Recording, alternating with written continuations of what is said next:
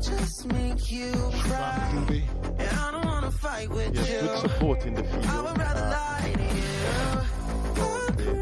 They're bowling with the two slips. The right time. And I don't wanna fight with you. In fact, I would rather lie coming in.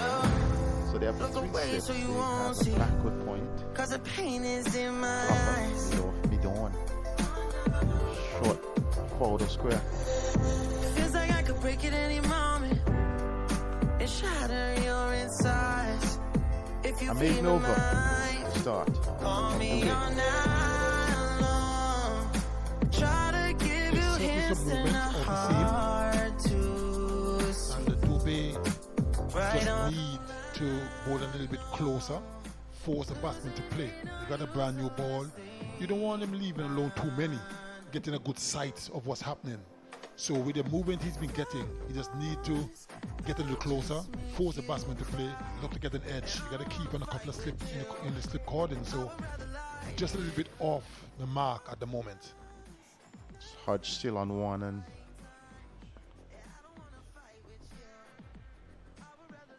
Mohamed Siraj starting his second.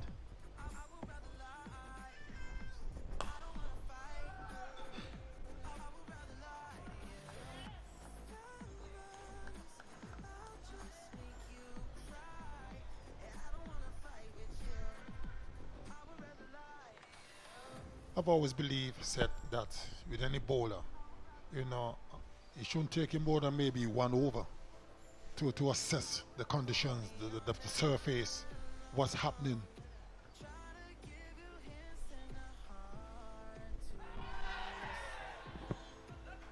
Well, an appeal there, but not out. Umpire Butler didn't have much to do but shaking his head. You see the replay. Over the wicket. Down the leg side, flicking at it. If anything, probably touched the pads. The bat was nowhere near. Good decision. But you know wicket keepers, so.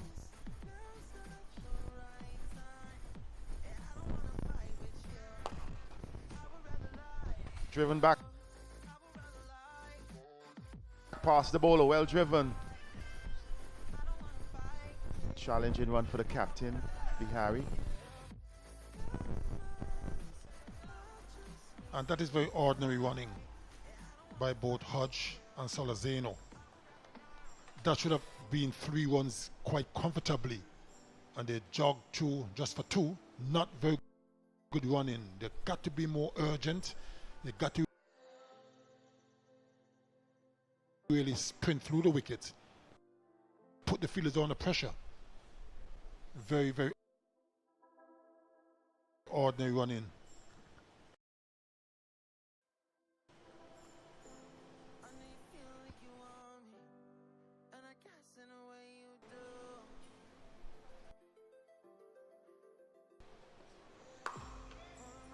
The fielder at mid-off had to chase, only retrieved the ball a few meters inside the boundary rope, and you only managed 2.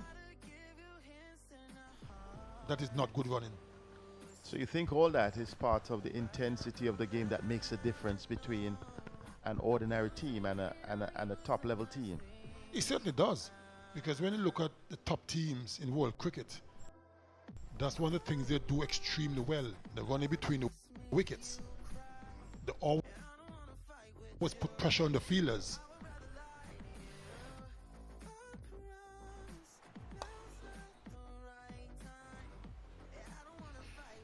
He will get a few more.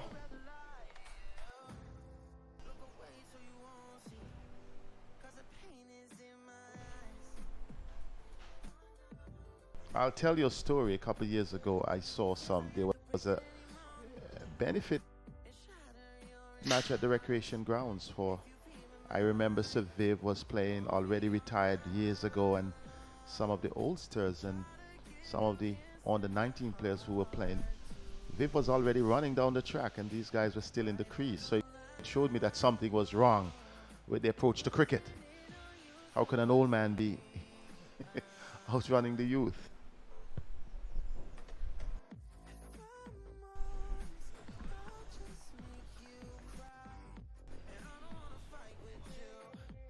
So, 5 without loss. Lozano on 4, Hodge on 1. What would you consider to be a good start for the West Indies A? As we see the flags fluttering in the strong breeze, the Antigua national flag, which of course is the best looking flag in the world. But I'm quite sure other nations would think differently. But for me, it is the best looking flag in the world. Well, you have my vote on that. And of course, Here's the the West Indian Indies team. flag. We've seen the Indian team. They are captained by Vihari, Dubey, Gill, Panchal, Bharat Zona, Siraj, Nadeem, Makande, Saha wicketkeeper, and Eswarana and Gothan.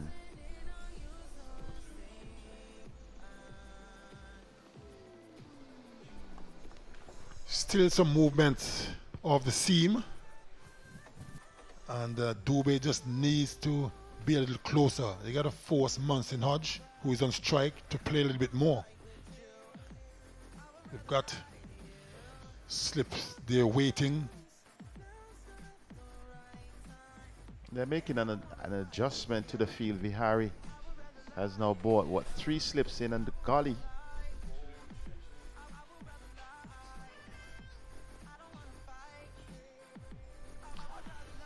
A good one. That one really drew him forward, shaped away from him. You will appreciate that, Sir Curtly. That's exactly where he's got a bowl.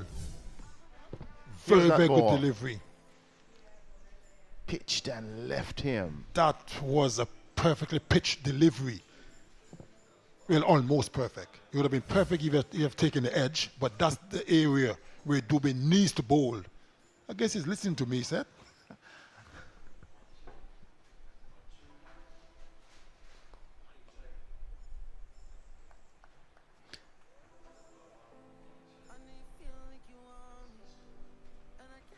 The West Indies batsmen, you mentioned about the approach to singles.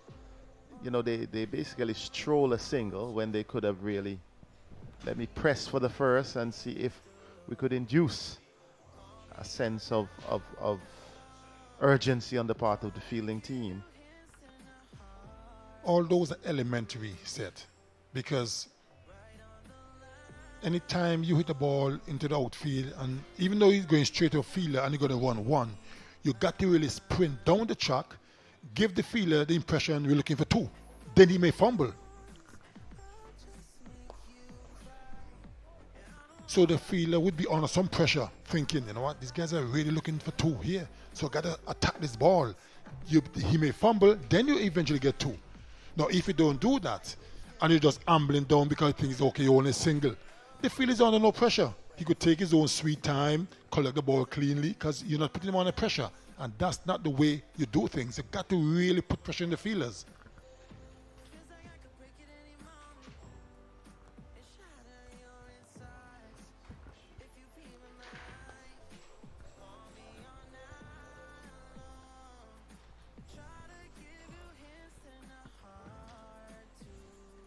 Solozano has an opportunity.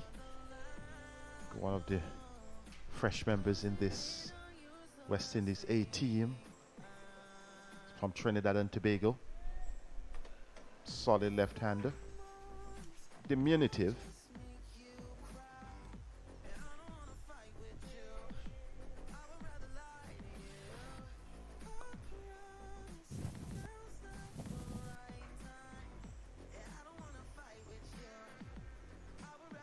Seven without loss, and both are trying to consolidate here, trying to give a decent start. In their fields, men would know that they want to get on with it quickly. Hodge on 2. He has dominated this number of balls. Solozano is on 5, the leading scorer. And in this bowling card, we have Siraj none for 5 from his 2, and Dubé none for 2, including a maiden from his 2.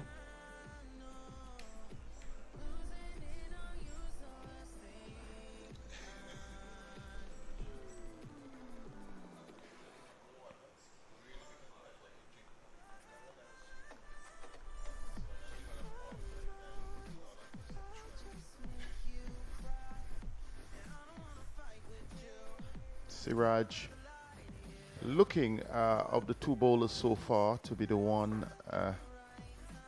that can make a breakthrough. He has tested both the left and the right-hander.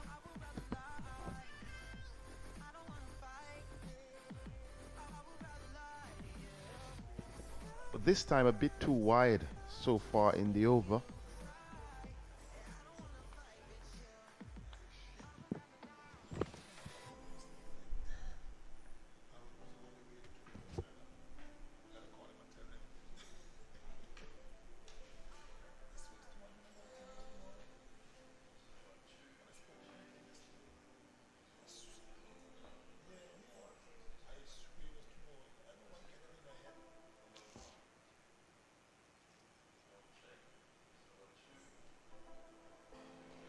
Lovely shot, 4 runs. Excellent timing. Good movement of the feet. The first 4 of the innings. Solozano looking good, Sir Kirtley. Certainly was a good shot. It was a rank half volley just outside of off stump. And he really leant into it. It was a little bit uppish for a brief moment, but very far away from the man at backward point. Certainly was a good shot. That should do his confidence some good. Solozano. Out court after the 4. Good catch. That one took high up on the bat. And Siraj will have the last laugh because that one bounced. He was not in control. Celebration by the India A team. Yes, it certainly is a celebration, and I mean that's a moral victory for the bowler. Look at this. Bounce and movement of the seam. Lovely Good catch by Isawana. So West Indies A losing their first wicket, and rather early in this contest in the 5th over. They have found themselves going 1 down with Jeremy Solozano going for 9. Score on 11. The incoming batsman is Shamar Brooks, the captain of the West Indies A team. And that is what every bowler likes to see. You get struck for 4 and a wicket the very next delivery. Disappointing though for the batter, because the bowler wants that the batter you mentioned played a lovely drive, square drive for 4, but shortly after, in fact the next delivery, perhaps did not quite make up his mind what he wanted to do, and he was really undone by good bowling on the part of Siraj, and Siraj would be happy, but Shamar Brooks would have to then steer the ship. He's Shamar Brooks, the captain of the West Indies A team, who actually won the toss this morning and deciding to bat. So at 11 for 1, the captain would know that he has to do well. Not the kind of start that the captain would have liked. Having won the toss and elected to bat first, you always want and hope that your opening batsman could lay a good solid foundation for the guys to come. That hasn't been the case in this instance.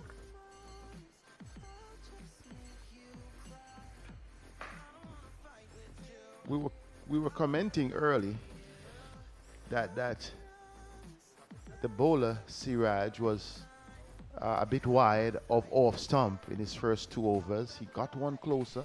Then the 4th one that was in the ideal position. He started with Shamar Brooks now with one wide of off stump It would be interesting to see what his final delivery of his third over is like.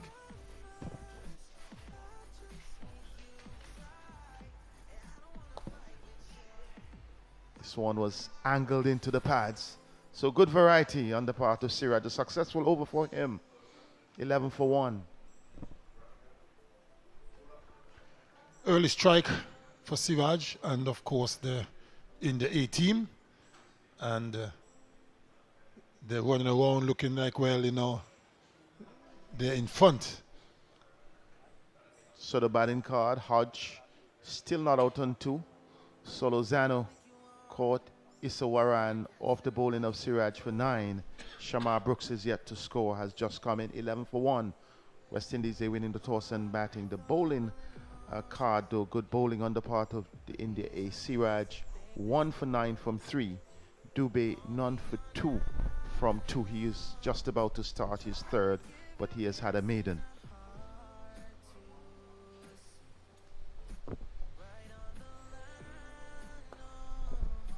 Lovely drive.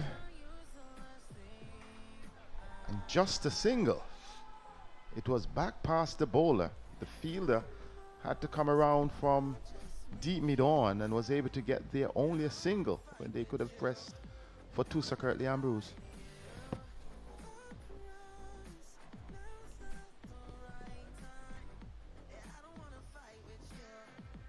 Dubey looking good.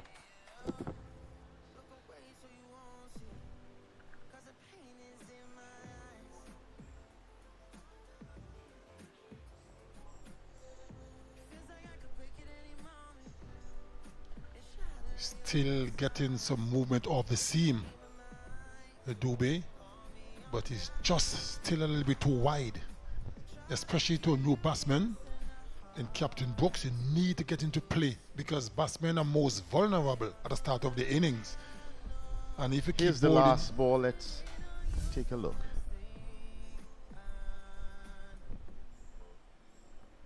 seriously, some great movement off the seam, but started wide and went wider. Oh, that's a beauty. That one touchdown, it was closer, Ambi, and it really left him.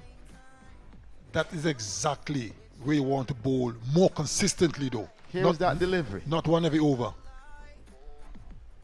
That pitch on middle stump.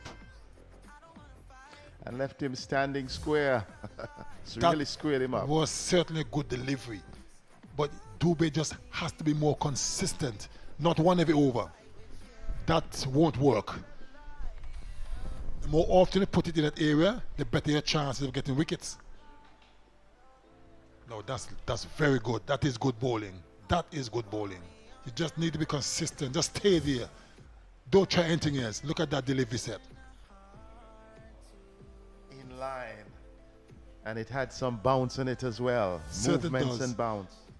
Certainly brings a smile to my face. I like to see bowlers doing something with the ball. And Dubey's doing a fine job at the moment. And you remark being consistent.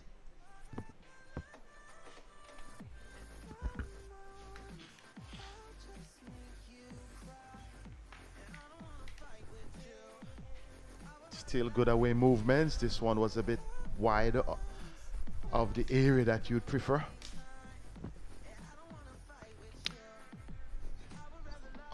I mean, what Dubey needs to do now, he could be a little adventurous. Take out the mid-off. Take him out and continue to bowl that length and line. Force Brooks to try and hit you to the mid-off area. That gap wide open.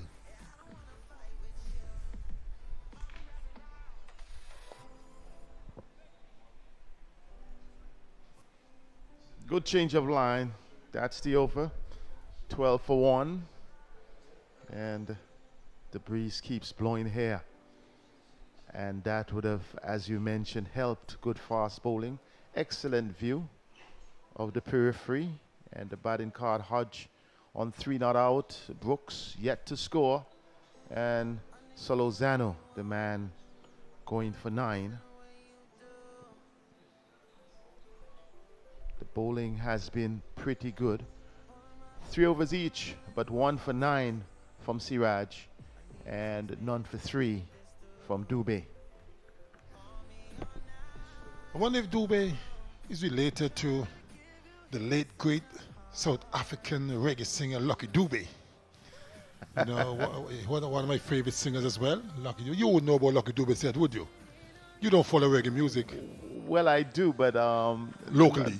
No, or more in the region. In the region, on the Mali side. Yes, I know. You know, the old guys. Lucky Dubé is South African. He's now passed. Well, this time he gets that one, steered down to third man for 4. So Monson Hodge gets his first 4, and the second 4 of the innings, Fielder retrieves. Very, very streaky. Good delivery. Took the edge and a split third slip on the man at backward point. Went down to third man boundary for 4. Not very convincing, Hodge, but 4 runs nevertheless. 16 for 1.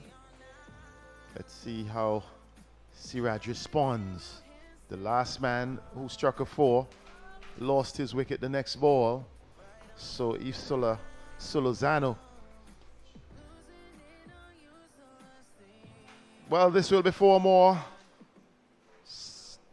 Down the leg side, leg by signal by umpire Butler. Umpire Deaton Butler signaling leg by. Not a very good delivery this time. And 4 leg bys, down the leg side, flip the pads.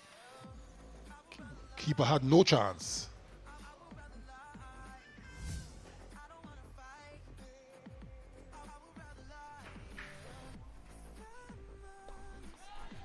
Well, just in front the forward short leg, but he will get a single. And the fielder had to go about halfway to the boundary, moving backwards, and yet only 1 run for the West Indies A team. Not even the intent or desire for 2. Yeah, there was no urgency. The field had to leave from mid-on and run all the way to a deepish mid-wicket, and they only cruised through for a single. No pressure at all, and I hate to see this kind of cricket. You got to show some urgency. The intent must be there.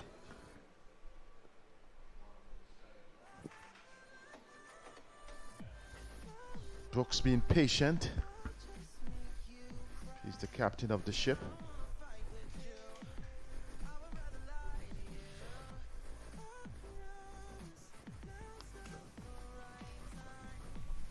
As the captain, it may be additional pressure on Brooks. He has so far faced 8 deliveries yet to get off the mark. He has all day. He has all time.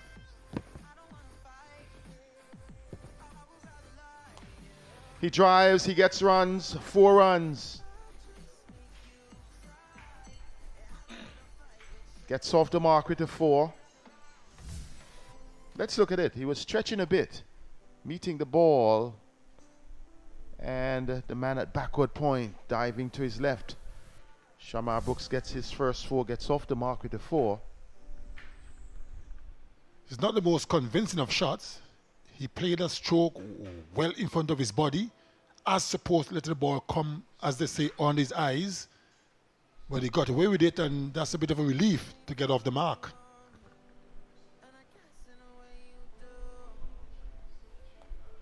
Edges once again. Another 4 down to third man, beating the diving gully fielder. So pretty much getting 2 4s in this over. Not being in full control. So currently, nevertheless, he would welcome those 8 runs at the end of the over. It is Shamar Brooks moving up on 8. 29 for 1. That one was angled into him. Looking to be covering up. The ball took the outside edge. Back-to-back 4s off the edge, down the third man. And of course, Siraj was saying to himself, what else can I do? Well, he's rehearsing perhaps what he should have done. Shamar Brooks. But I mean, even though it's 8 runs, you know, Siraj can feel some sense of satisfaction that he's found the edge twice. It's Dubé now.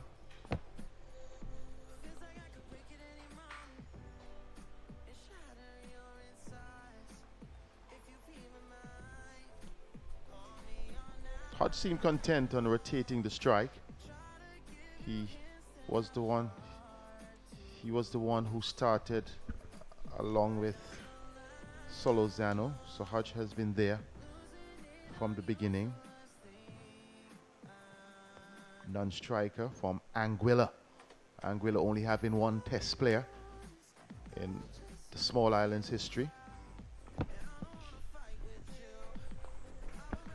Yes, Omari Banks, who is now a big reggae artist, singer, play guitar as well, following in the footsteps of his famous father, Banky Banks. Yes. But you currently, Ambrose, you left cricket playing music. You being the bass player. Well, yes, I'm the bass man for the Spirited Band. And of course, music is something that's very soothing and relaxing.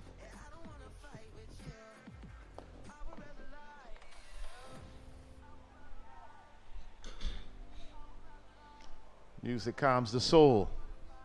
Certainly does. I keep saying to people that it doesn't matter what kind of mood you're in. If you're in a bad mood and hear a nice piece of music, for some reason it tends to just calm you down, soothe. I mean, music is, I've always said that music is a healer.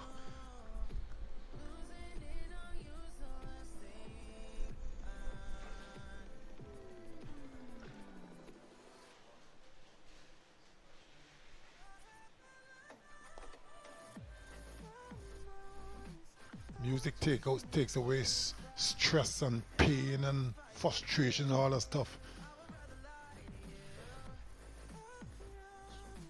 So Dubé has been quite economical so far. Shamar Brooks and Hodge. Shamar Brooks, the captain, would like to get a good score here. Hodge himself would also like to do the same.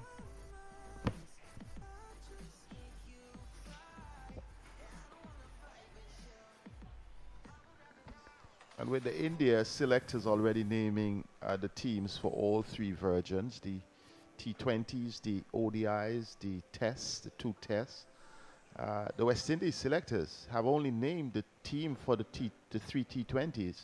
Well, in fact, it will be three T20s, but they have named it for two. So they're yet to name their ODI squad or their test squad.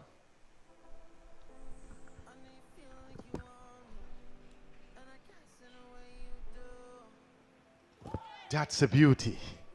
That's a beauty. What a way to end the over. We're going to look at that again. A little bit of frustration for Dubé as he tosses it back. Let's and he look watch at that. it. That's a brilliant delivery. He was searching for it. It wasn't there. Just went past the outside edge and Lucky Dubé. No, I'm talking about music. And Dubé tossed his head backwards saying, what else can I do? Well, a lot of nines out there in the batting card. 9, 9, 9. We have not seen that. 9 for Hodge, 9 for Brooks. Both not out. And Solozano scored 9 before he was caught. Eswaran off the bowling of Suraj. The India test team. So we see the captain Virat Kohli. Rahane has returned.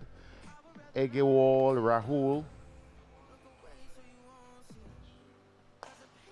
Driven, lovely shot, big chase, and pulled back. So 3 to Shamar Brooks. No, that was good running.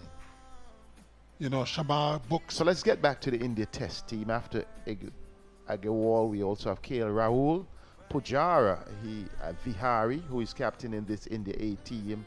Rohit Sharma, good return to the test squad. Pant, both wicket, in fact, 2 wicket keepers. Saha, who is wicket keeping in this game, is also in.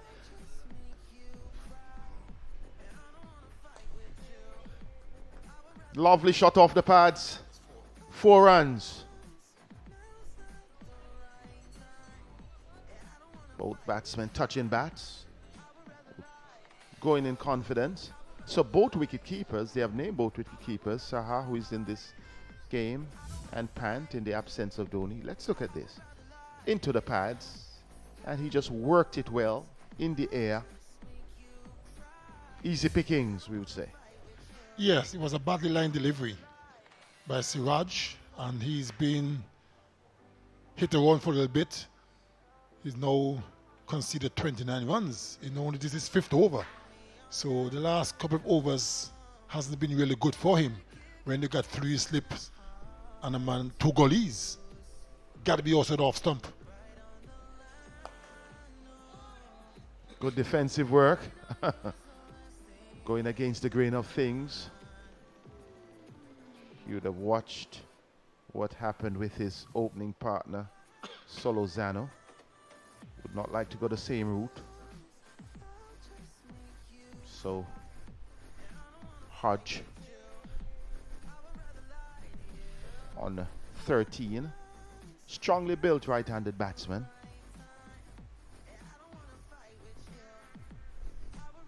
Hooks at this, taken down the leg side.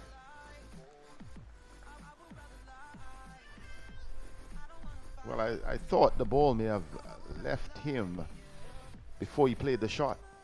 It would be good to look at this again. Well, it's the first bounce we've seen for the morning set. Let's look at it. That was the 4. Lovely shot. Getting his confidence together.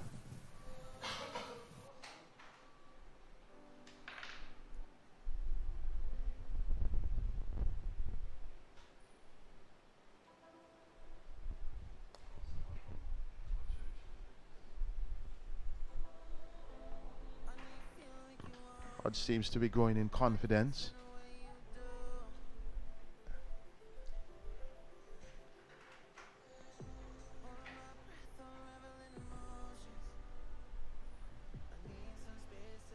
And we have seen some decent bowling from both Dubé, who is about to come in, and also from Siraj, the wicket taker. 39 for 1.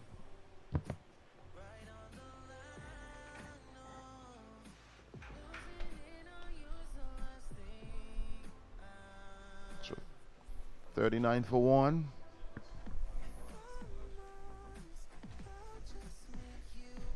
So they're reasoning that they can push this a bit further.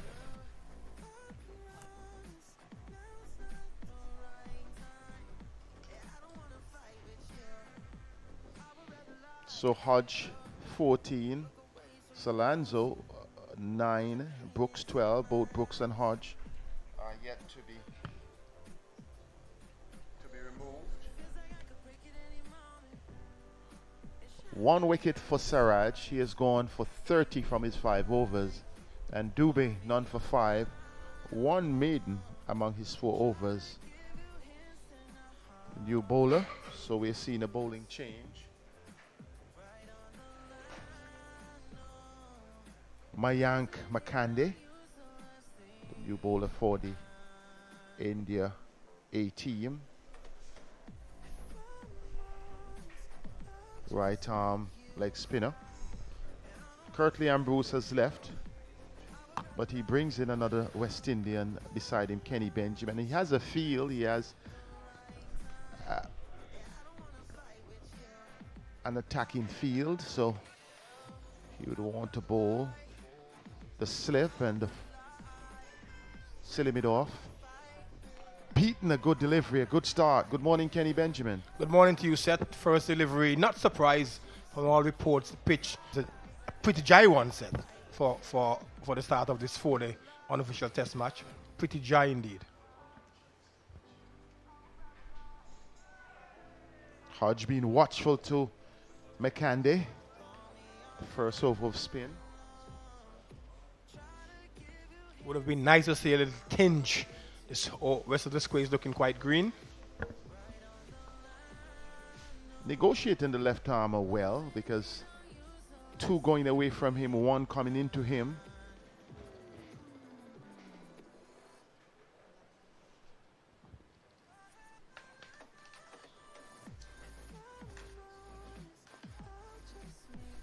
In fact, the ball is Shabazz Nadeem,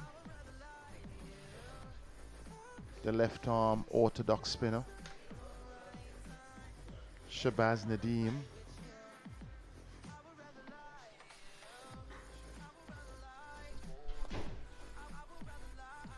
So let's see how they're attacking Hodge. The slip is in. Silly mid off. Backward point. Now they're bringing another slip in. So 2 slips. Silly mid off. They're trying to attack the right-hander. Ooh, that one bounced Kenny and left him. Good over. Yes, a good over. And the Amazing. Indians A players must be saying, wow. I'm sure they wouldn't be expecting to see a pitch that is brown, scarce of grass, and very dry. And when you look around the rest of the surroundings, it's quite green. Hodges 14 and not looking bad, set the fact that he probably for the last couple of weeks are just sitting down, not doing anything. Well, not looking bad. He has led the charge. He has had 2 fours. Lovely environment. Shiraj, the man taking the wicket, 1 for 30. Nadeem, his first over. Maiden, instantly making his impression felt. Dubé, none for 5 from his 4. So, new bowler at this end. In fact, Dubé continuing.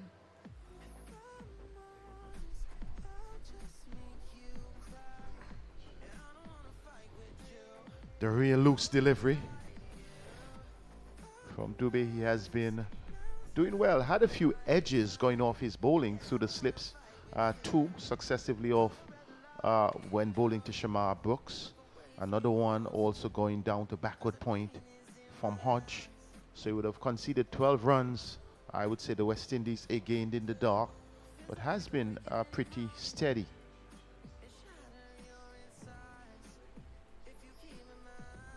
Oh, this is why. He's really losing it. And we have seen some of that set, a mixture of good deliveries, a few edges to the slip cordings, and every now and again he bowled some awful deliveries down leg side. And just looking at his mechanics there, sort of open chest, just pushing this delivery down to the leg side. So maybe the coach should take note, maybe just to tighten his mechanics, make him a little bit more consistent. Captain Viari may be thinking about a change.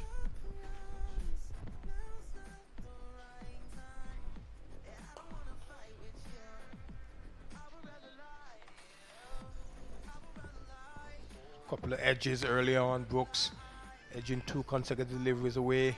But he wouldn't mind. The West Indies would have to bat long and hard. I'm sure that the spinners set on this pitch, the way it looks from here and the way we saw the first over from Nadeem, I'm sure that we're going to see a lot of spin today. Certainly, from the India A standpoint.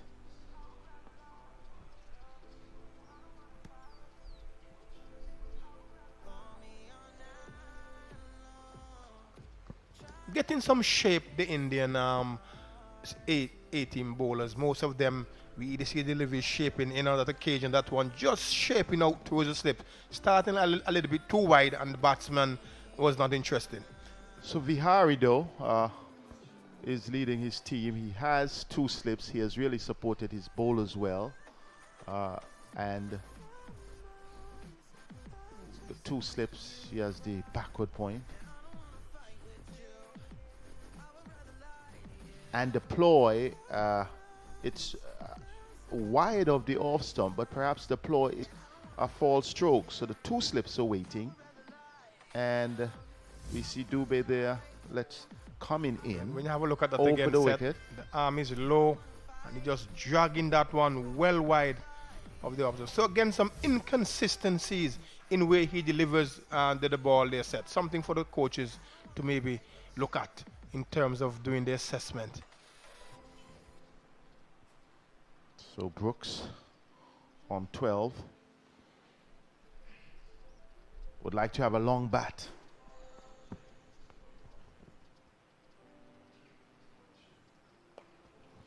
Better delivery. The end of the over, maiden. We have seen 2 successive maidens. 39 for 1. And certainly the West Indies A batsmen would want to bat long. They have a lot of overs in front of them. It's 90 overs in the day, And so they would want to show some fight, show some determination, some of what we didn't see in the 50 over matches. You know, they would want to bat for long and set up this game so they could be really competitive at the end of the day. So, with a maiden, the only wicket going for Siraj, who was really bowled well. His figures do not represent that.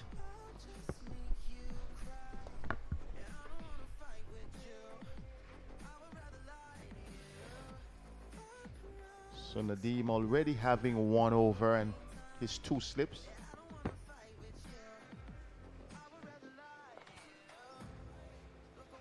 Good defense on the part of Munson Hodge, considering that 2 slips, considering that there's a silly mid-off waiting, and they're trying to put pressure on him.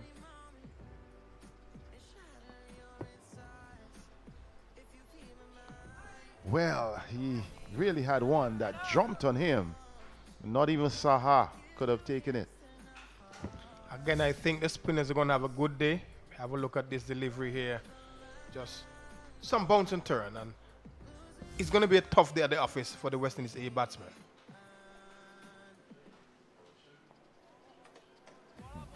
In a bit of tangle, Munson Hodge trying to battle his way out of it. The fact that he's got that arm ball as well, it keeps the batsman thinking, is it going to turn? Is it going to go on with the arm?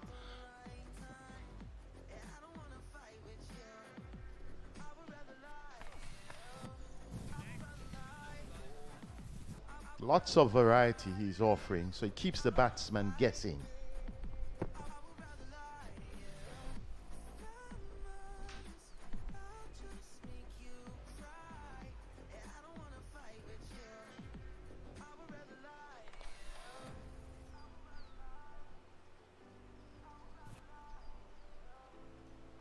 Another maiden for Nadeem.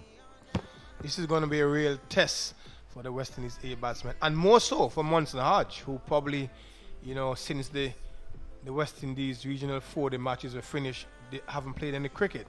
So probably not as fit, probably not as sharp. And so the West Indies players will really have to get themselves in. Munson Hodge is on 14. Brooks is on 12, and so they would have to work really hard. We see 3 consecutive maidens, which means that the Indians are letting them work hard for their runs. And it's going to be a good contest because there is some assistance for the seam bowlers, but so far we've seen Nadeem extracting bounce and turn from this dry pitch.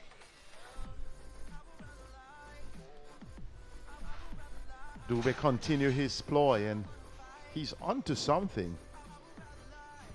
Dubé would have believed that, having taken a critical wicket when he had Solanzo caught at slip, he's trying the same ploy outside the off stump. He would have gotten about 3 edges that resulted in 4. Still plugging away outside the off stump to Shamar Brooks.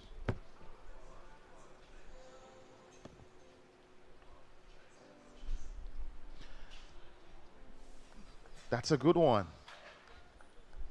Was he beaten? Yes, I thought he played at that delivery and it just sort of held its own. If we watch it again, this delivery touching down just outside the off stump and just maybe holding its own, and he actually played very tentatively at it. And no harm done there.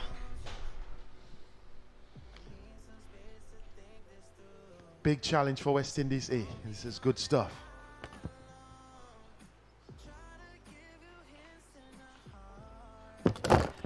He goes, caught behind, searching in the dark. Good delivery. He really set up that wicket well.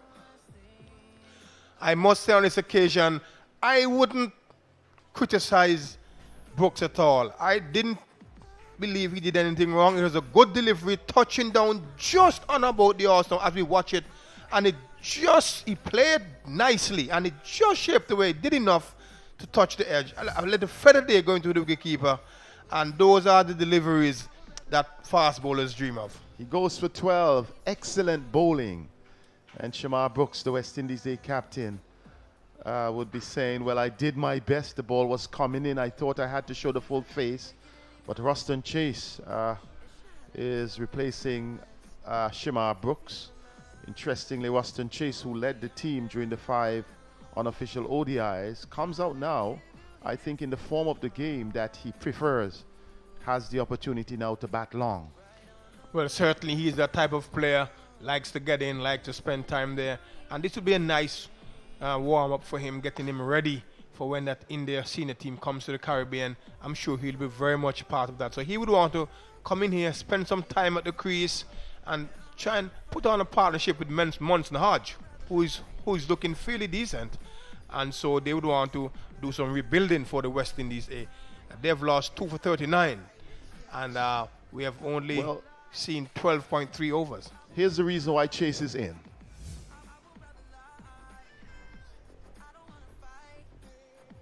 Lovely delivery. Taking the edge, and Sahar delighted. And here is Chase ready to battle. You would have to been really in form or really delivery. It actually pitched down. It was coming in from the time it left the hand, and it touched down and just straightened just enough to touch the edge. So all credit to the bowler on that occasion. So Chase is taking guard. And at the end of the day, you are going to say, I made only 12. You won't be able to write home and say, I was undone by a beauty. The selectors are looking on the scores.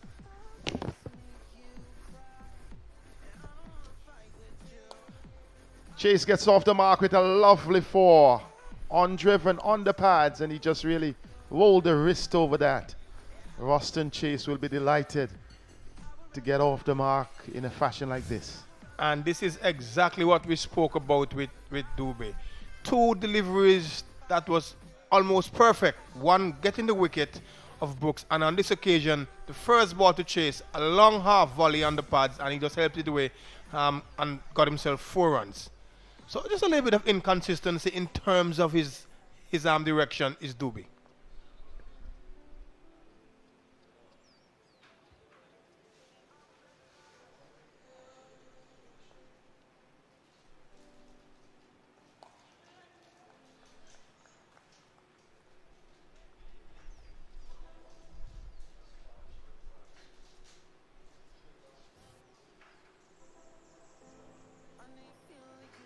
Chase would want to have a long bat because he would recognize that he is the most senior batter in the West Indies A team.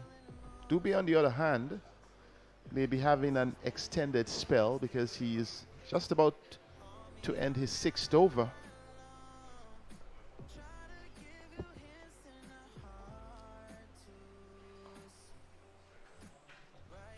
Chase covers up. Good response after the 443 for 2.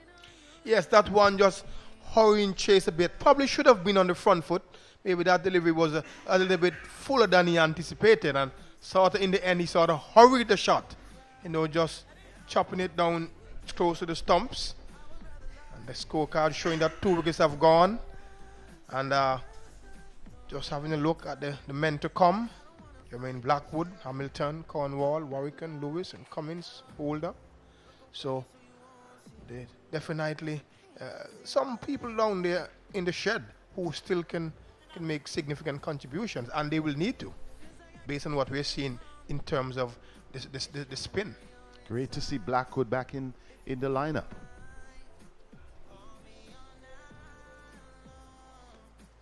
So Nadeem.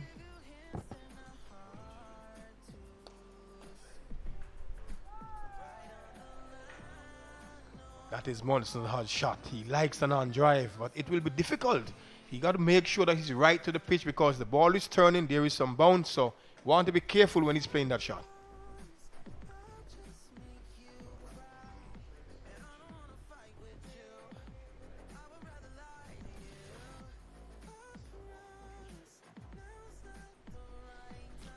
He's content to turn over the strike by the 4. So Kirtley, who was before you thought they're not running with the level of urgency that they need as a team. I'm not quite sure your view on that. For some reason, once the close is not colored, the batsmen, most of them don't believe that they have to hustle one here or two there. Maybe it's just the colors of the clothes. Influencing the mindset. Because it's amazing. Cricket is cricket.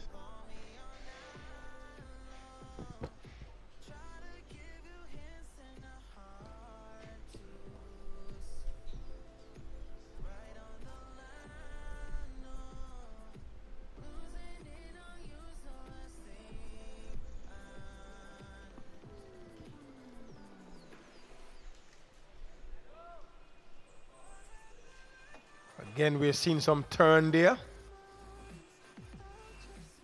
Chase, not interesting.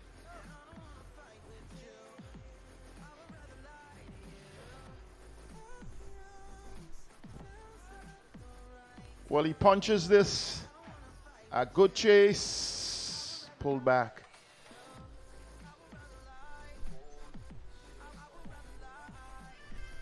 So, a single. In fact, 2 runs to Austin Chase.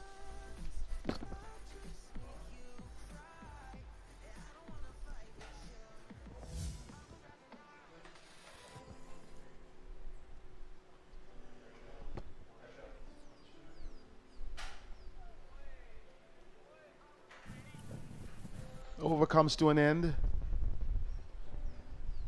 And Chase is comfortable. And himself and Monson Hodge, this could be a critical partnership, Kenny Benjamin. Yes, and Chase on that occasion just letting that one again outside the off stump. So Chase didn't chase after that one. Just let it go through.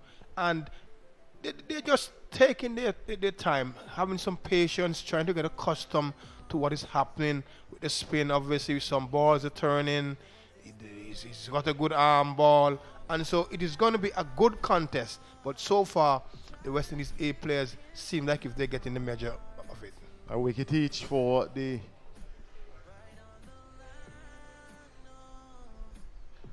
good one. This, and Hodge was beaten on that occasion. No movement of the feet. And Dubé is sensing that he has an opportunity. Again, I thought he should have been forward. That was a fairly foolish length delivery, just moving away from the right hander, and Monson Hodge just standing there, neither forward nor back, and just sort of jabbing at that delivery. But lucky for him, it went past without any damage.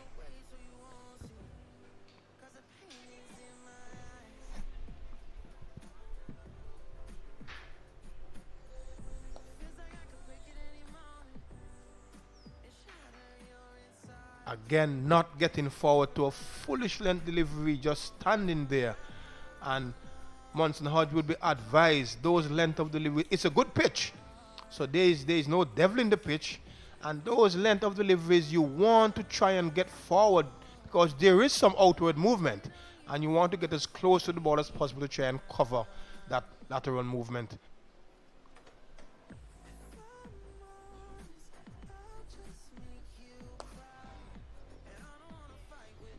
Good slow delivery.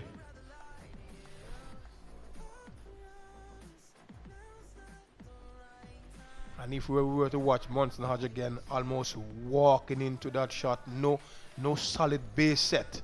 And yes, he's there, but he looks like a man who haven't been doing much for the last couple of weeks. He's not really stable. Let's Just look at it. have a look at him, just actually walking into this delivery.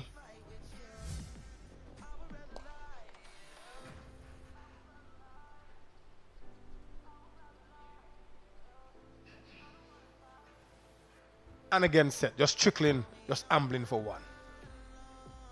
Nothing to suggest that they're even thinking about a second. So the Indian captain, Vihari, happy for his return to the test team. I don't know if you have looked at the India Island situation. Have you followed it? Well, it's good for cricket. Ireland bowling out the World Cup champions for a meager 80 plus. 85. So amazing stuff. definitely one day your glory. The other next day you're down in the doldrums. That's cricket for you. At the Pack Lords. Wow.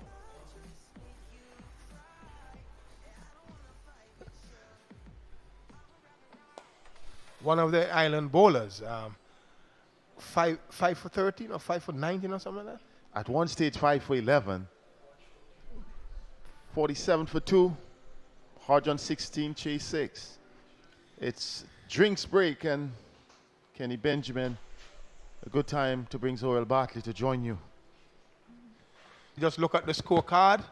You see the damage that has been done by India. 2 men out. Solozona and Brooks. Solozano and Brooks. They've gone back in the hut. So it leaves Hodge and Chase to do the repair work. As Zorel Bartley do some repairs to his mic. We just watch as they pretty dry, like we said. The other 2 pitches we saw that they were used for the 50 over matches, just a tinge of green, but this one, Zorel, is dry as it looks. It's very brown, and from that first over we saw from the spinner, as we say good morning to you, there was some assistance and evidence of the dryness. Good morning, Kenneth. I happened to have been out there this morning for the toss. Had the opportunity to take a good look at the pitch. If you look at and up close, very dry and patches and parts. Did see some cracks. Overall, I was somewhat disappointed with the pitch that I saw prepared. Bearing in mind, certainly looks dry, and especially with the heat that we've been having in Antigua, you have to look at it. It's very bare, not a lot of live grass, some cracks, and you would think that for a 4-day game that you would start with some freshness, maybe a little bit of grass to try and hold it together. But so you would expect from what we saw just there, and I wasn't surprised when the first over that was bowled by the spinner Nadeem, that we saw the first delivery turning, and then we saw some bounce, and so I think that the spinners will have a field day, you know, and like you said, maybe a little bit disappointing the players that there wasn't more, you know, moisture, pitch that probably they know that would have lost. We'll have to wait and see as the game go on, the way and the tear will set in, and the spinners will have a bigger part to play.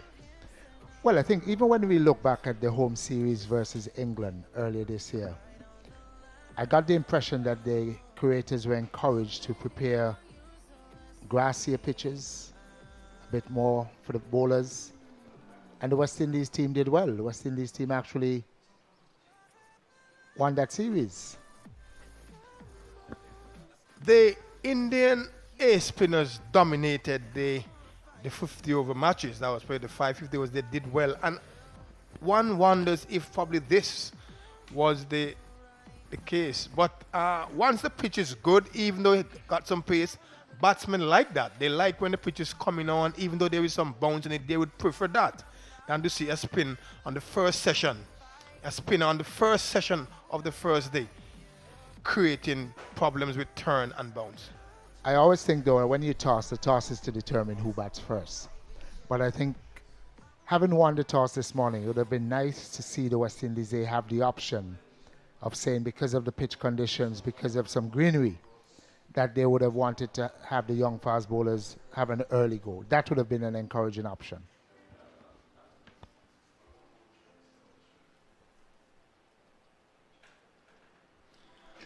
And that's a bit of a magic there. The ball disappeared. The batsman didn't see it. As the bowler was attempting to deliver, if we watch that again, he just lost the ball somewhere there. Maybe his ball hitting on his body.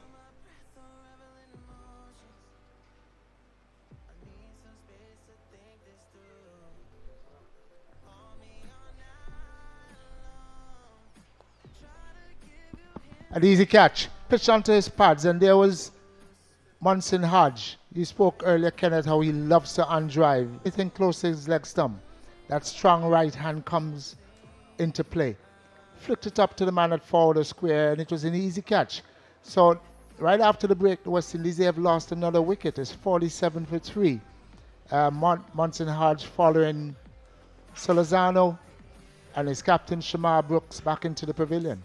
Very disappointing that we spoke about him not looking the part, and with just about an hour or so in the wicket, we saw him looking out of sorts, and on that occasion there, just falling over, no balance whatsoever, no real purpose, and just tripping that one. The man at square leg actually looked surprised, Zoral, that such easy catch was coming to him. Look at it, easy. Angling into him, and the right hand was coming in very early, didn't play it late. He actually went through the shot very early and seemed to have hit the top portion of the bat. Lobbed easily to the man at forward of square. Losing 3 wickets within the first 16 overs, within the first session of play in this 3-day game is certainly not what the West Indies A would have wanted. For someone like Munson Hodge, not involved in the ODI series, being picked for the Test series, it's obvious to him what the selectors are looking at. And the new batsman, Jermaine Blackwood, someone who was also not selected for the ODI series, but someone with good experience at the international level. And he would want to get himself in. We know that he can be very attacking, but this is a situation that may cause for different measures. Got to do some rebuilding. This game is all about opportunities, and I think Munson Hodge certainly threw one away. Brought in as a late replacement for Craig Brathwaite. Getting through the first hour, he was all set. Well, yeah, for the better part of an hour, Zoral, but I doubt Munson Hodge is playing any cricket, and so the toll on him was starting to show.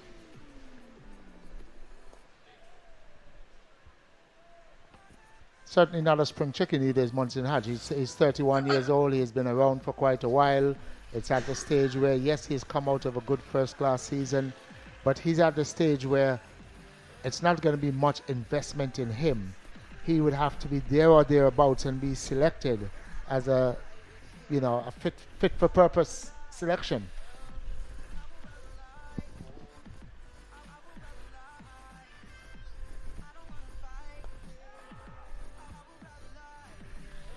Again, we just spoke about Blackwood likes to be aggressive, and I think, Zoral, is that the batsmen have to realize, like you said, it's an opportunity. There is no rush. This delivery again, we saw Munson Hodge just literally just chipping it like catching practice. But Blackwood needs to spend some time at the wicket, Zoral, like you said. Opportunity knocks at the door for him once again. And we didn't see it in the 50 over matches, the patience, that they want to bat for long.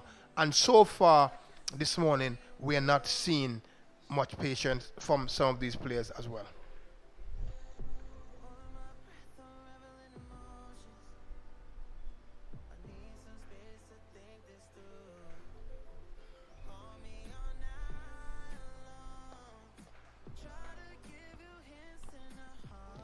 I think to the pace of the Indian seamers this morning, somewhat different from the fast bowlers we saw in the ODI series, the Khalil Ahmed and the Sinai, etc. On a slow pace, these bowlers here.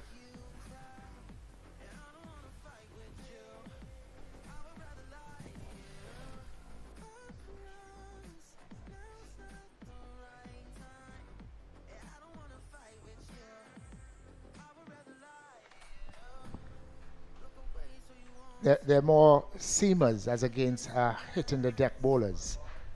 Big guy is Siraj Mohammed, but certainly doesn't have the pace like we'd have seen even from Avish Khan, who is not selected in the final 11.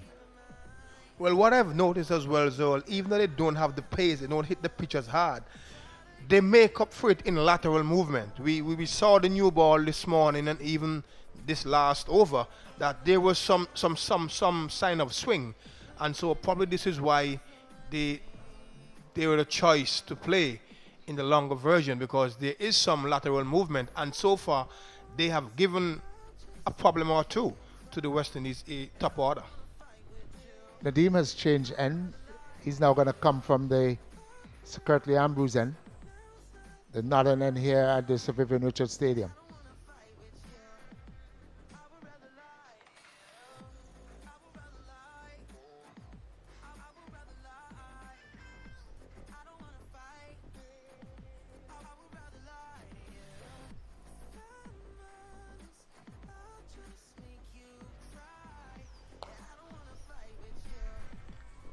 Dubé started from the Sir Andy Roberts end and switched to the Sir Curtly Ambrose end.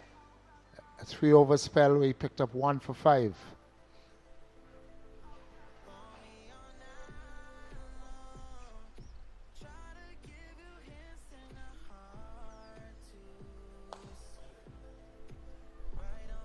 Lovely shot. Get into the pitch there, Austin Chase. Once he got to the pitch, he stroked that 4 past the right hand of the man at mid-on and raised the 50 for the West Indies. 50 off 98 deliveries. That was a good shot there. Once it went past that man at the straightish mid-on. Just easing it. Didn't try to hit it too hard at all. Good shot that by Chase.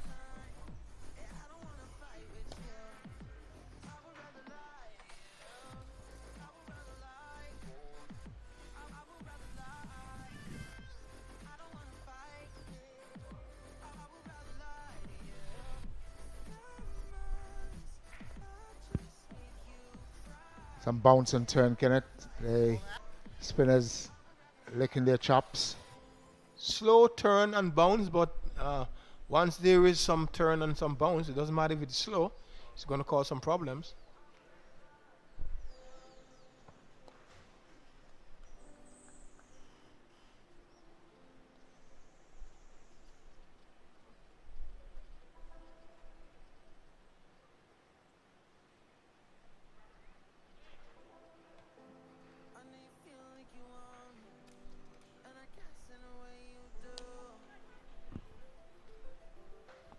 Another short delivery that seemed to hustle on there to Austin Chase. Saw it short, but it didn't bounce. It hustled onto him, and for the second time in the over, we saw him being tucked up. Impressive captaincy so far from Captain Vihari. He has been proactive. He has moved his bowlers around, but even in his field setting, he's not afraid to put fielders in a position that he thinks catches may go. We saw that in the previous over in the onside. Took a man from the offside, put him into a short mid-wicket. Rotated his bowlers nicely. Certainly good creativity by Bahari. And with all that is happening around Zoral, Antigua's Carnival starting tomorrow, some people may want to go down and get involved in the jewelry. Carnival starting tomorrow.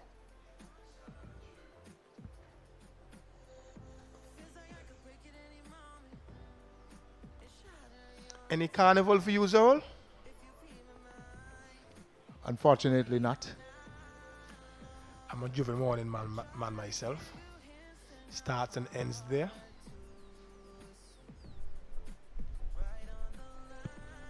Been there, done that.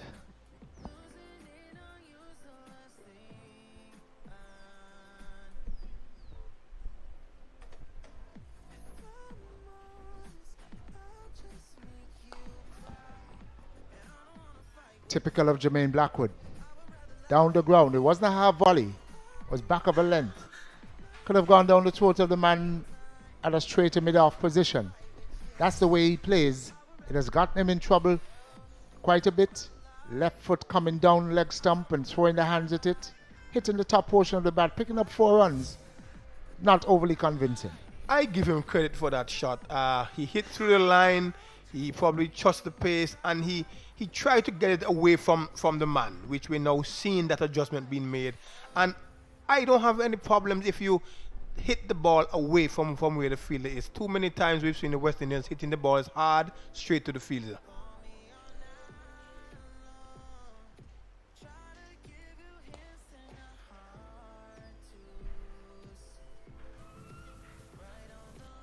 On that occasion, we saw him now hitting it on the ground. And we keep comparing the batsmen from both teams. The Indian A batsmen definitely deserve. You would probably have seen them going with a little bit more left hand, getting that delivery, which is foolish length, away from the man standing at the middle of position.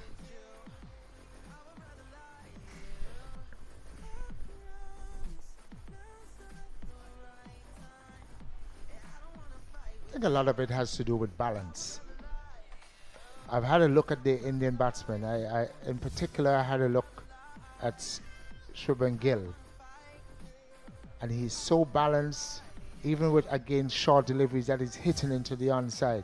It's probably unfair to compare Gill to a Blackwood at this stage.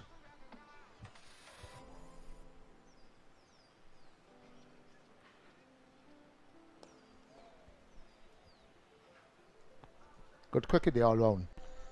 Once the ball passed the man calling to his partner, it was his call for a quick single. But just to finish the point on Gill, Gill is so elegant. It's almost like sacrilege to want to compare Gill to other batsmen. I think, yes, when you look at it, we're just looking at the effectiveness, the efficiency. And because of the balance, he looks elegant. On the part of someone like a Blackwood, he stays in his crease, he clears his front leg, and so there's so many things that you believe that he can do to make him more efficient.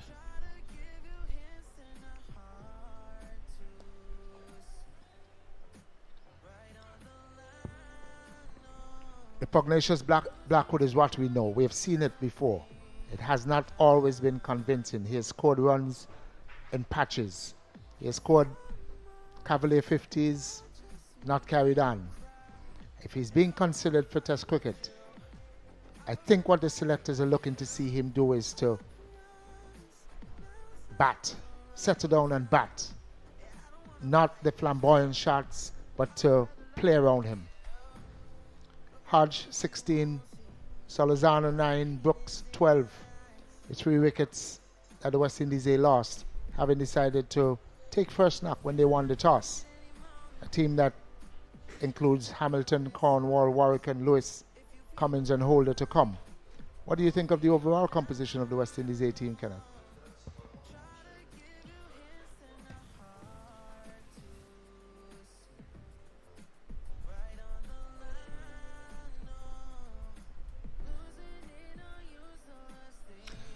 I was a little bit surprised that Blackwood wasn't in the 50 overs team and that he's actually in this one. I thought that it should have been the other way around. Apart from that, you know, I think it's a fairly balanced team. You know, you got some good spinners down there, and the batting looks balanced.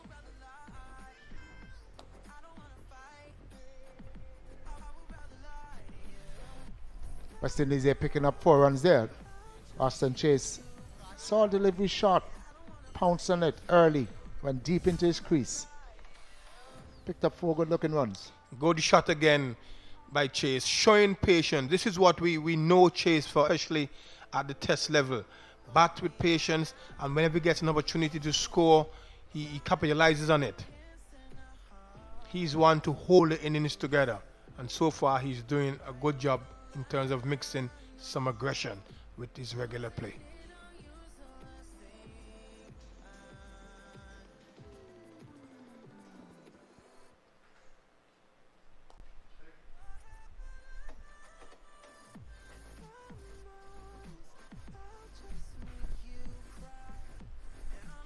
he likes the back foot. So if we were to watch Chase, a lot of the deliveries he plays for the spinners, he's on the back foot. So Nadeem would want to bowl him a fuller length. If he wants to score, I think he would want him to be driving on the front foot rather than on the back foot where he seems to be more comfortable.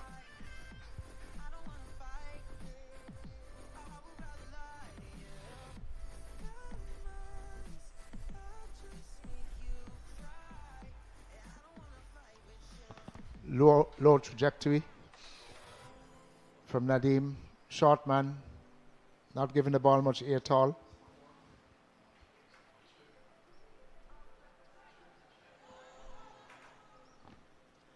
Pitching and turning, and Blackwood was pushing the hands at it. Was going at good pace. Don't think it quite carried to Captain Vihari. Might have bounced in front of him as we have a look at it. Not getting that left foot anywhere at all close to the line of the delivery. Very dangerous against the leg spinner, turning the ball away. And you had mentioned that earlier on, Zoral, that he's not getting that left foot anywhere close to the line, just pushing it down leg stump and just hanging the bat almost out. And fortunately for him, that ball hitting the edge of the bat and falling short of the man at slip. Lives to fight another day. I think the fault may have been brought on by the pace at which Nadeem bowls.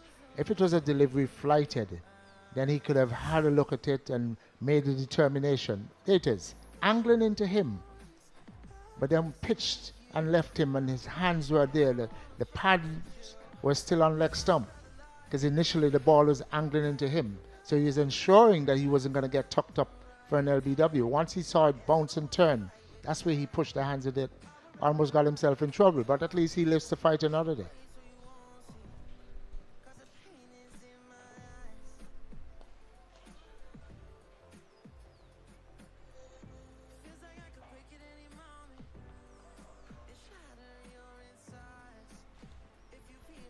Austin Chase had a mixed series in the ODIs. He was captain, lethargic at times, lost for strategy for most parts as captain, but has an opportunity now in a format he much prefers.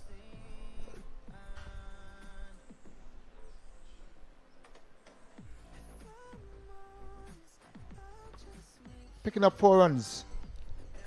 Played late, dropped the wrist, played soft hands. Only 1 slip. There were 2 slips, but the first slip and the third slip, there was that gap at second slip. And Kenneth, how often do you see gap? There it is.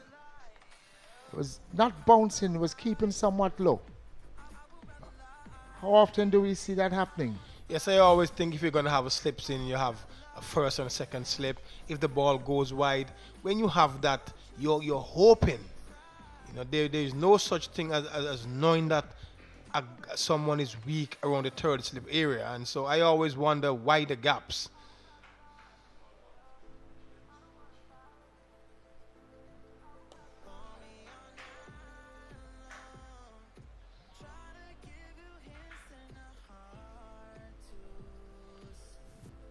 Again there, Chase just easing this one through the offside. And again, we're seeing the sort of a lackadaisical type of running in the wicket there. So we're not seeing them pushing, looking for a second run. Like if they settle for 1 from the time the ball left the bat. It was, however, a good shot there by Chase, just easing it away very elegantly through square cover position.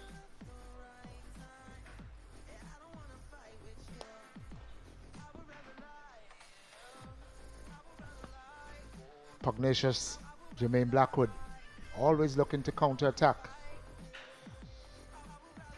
It's the way he plays. There or thereabouts in the West Indies pecking order as a middle order batsman for Test cricket. And certainly would love to put a big score up here to make a statement to the selectors.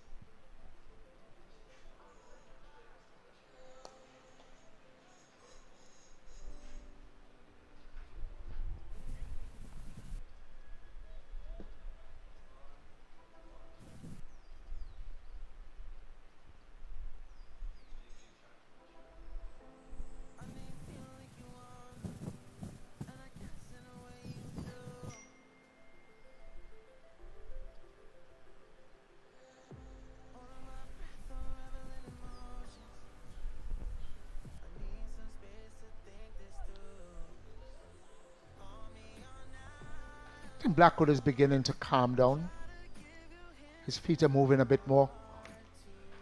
He's not throwing the hands at the seam like he did earlier. And I think it may have to do with the adjustment in the field. There's a man at extra cover. There's a man at mid-off that's gone straighter. So for that big right-hand shot down the ground like he did early on. Could he be one of those players where when they go in, there's a little bit of jitters and they think they have to hit their way out of it, but as he spends time in the crease, he sort of becomes more normal and plays more orthodox cricket? Nervous energy, yes. Indian have provided 3 bowlers so far, 3-man attack.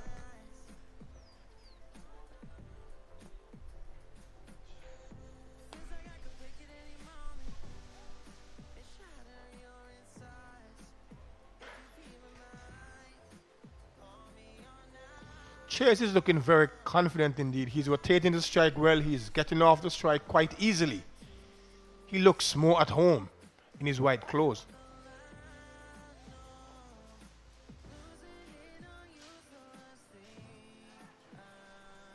Pushing the hands at it again. They're taking the outside edge. Unfortunate.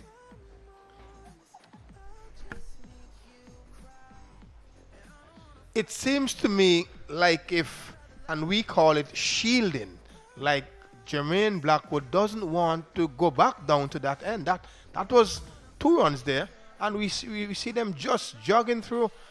Look at this delivery, very similar to the last delivery of the previous over, and they just ambled a single, and the ball almost went all the way down to the ropes. And we have been talking about this all morning, Zoral. Now we have seen 2 slips now in, but Chase is on strike.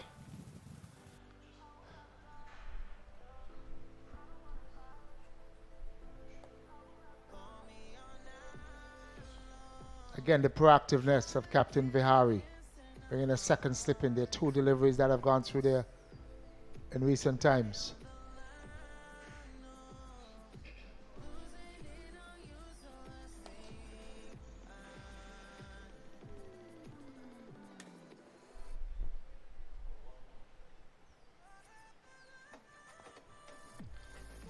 Vihari has an opportunity to put some additional pressure on Jermaine Blackwood, who's back in strike to Nadeem.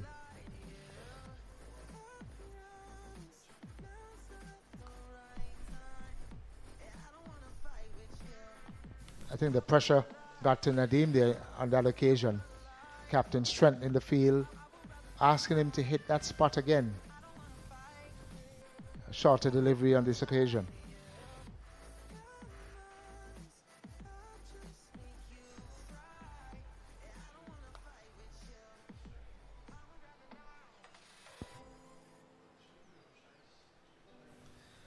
Over had a few little eventful moments. So Blackwood edging the first one away down to 3rd man. They only ran single. Then we saw a slip being put in. Chase is 25, and he's looking very much at ease. Zoral playing the spinners, manipulating the strike. Just needs to maybe say to Blackwood, you know, whenever there is 2, we need to take 2. Runs on the board is runs on the board. And it's just a habit, West Indians habit, Zoral, that we just don't like to be urgent, especially in the longer format. And I think it is something that should be taught at an early age. So let it become part of it. Singles are important as well.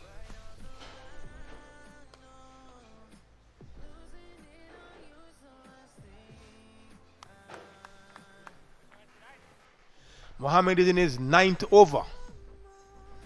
He has picked up some 2 wickets so far. Very consistent in terms of his areas that he's hitting. Not giving much away.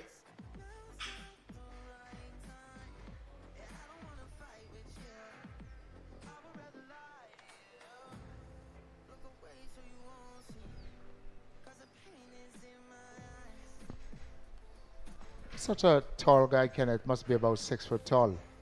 Mohammed Siraj. A low arm action, not as high as it could be. Certainly, and this is why he probably gets the ball to shape away. He pulls on it from wide of the body.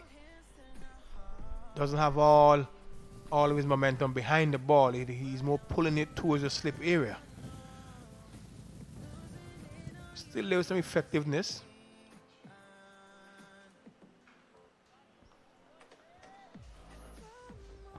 And the way he ran up with the ball in his left hand for that delivery, is that a sign that he's beginning to look for swing, or he thinks he's getting swing and not wanting the batsman to see the shiny side? I think a lot of bowlers believe that when they hold the ball in the left hand, then the batsman cannot see where the shine side is. You know, it works sometimes. If it works for you, then fine.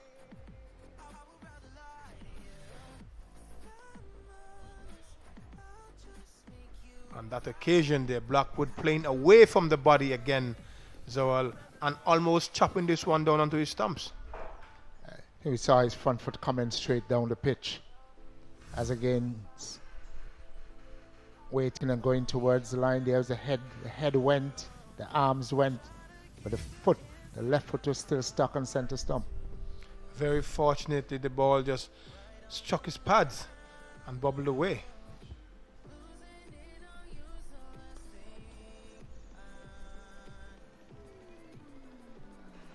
There appears to be a few patches on the pitch, Kenneth, that from time to time it's irregular bounce. We saw Chase got a delivery in the previous over that he angled down to third man for 4. This one made some height. Even the Solazano in his dismissal had one from around the wicket which made some height on him.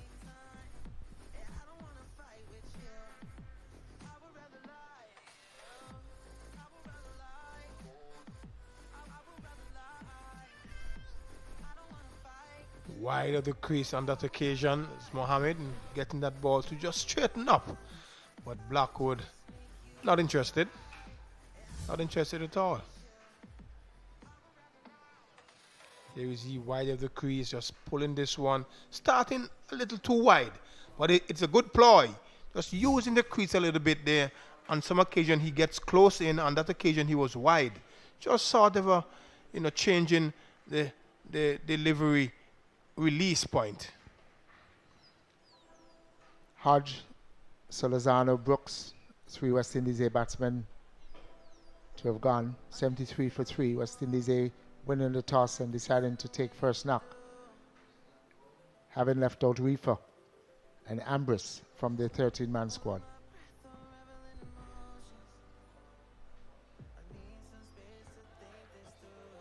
Trying to slug sweep here is Royston Chase, and he's out. Pitched outside leg stump. He saw that delivery from Nadeem, angling down the leg side and trying to hit it over mid-wicket. A man at deep square and a man deep at mid-on were the only 2 men on the onside. He tried to capitalize on that, took the leading edge, and Saha came away to take an easy catch as the West Indies A takes another body blow. Royston Chase, Nadeem around, angling into leg stump, and he made an early decision to hit it over deep mid-wicket. Unfortunately, another wicket goes down for the West Indies A. Again, and we would like to see the front-on action for this dismissal, because that ball just held up on the pitch just somewhat. And we spoke early on about the ball gripping and a little bit of bounce, and I just felt that shot was a little bit too early. Chase looked well. He didn't look in any trouble whatsoever. He was scoring quite easy, and maybe one shot, one too many. But I think for a player of his experience and the way that the pitch has been gripping and turning, even at the pace at which Nadeem has been bowling, I think he could have been a bit more careful. It was not a delivery that could have gotten him out LBW. And with his team at 73 for 3, he could have decided to just work it into the onside, just play it off the back foot as he prefers to. Picked up an easy single at forward of square. Unfortunately, he went for the reverse sweep, and there it is again. Pitched just outside the leg stump. It was quite full. Could even have played it with a straight bat. Could even have attempted to pad it away, bat and pad close together, because it could not have gotten him out to LBW. He probably would have. The new batsman is Jamar Hamilton,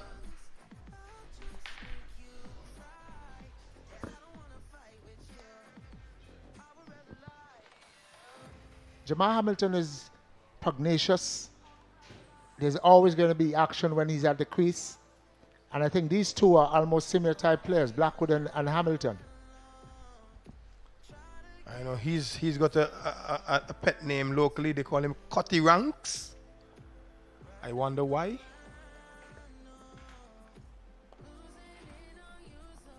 The pace of Nadeem certainly didn't give him any opportunity to cut on that occasion. But again, you sort of wonder, what cricket is he coming out of? What has he done for the last month, 2 months?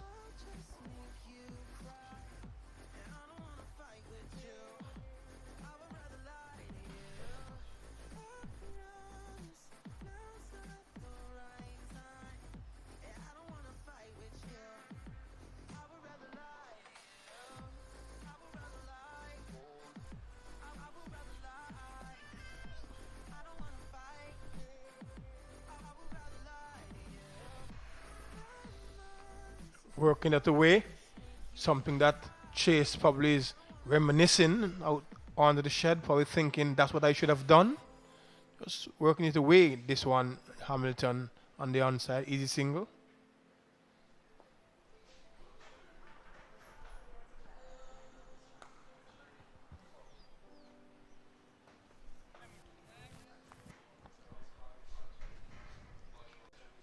West Indies certainly needs a partnership at this stage, having lost 4 wickets within the first 23 overs, having won the toss and elected to take first snap.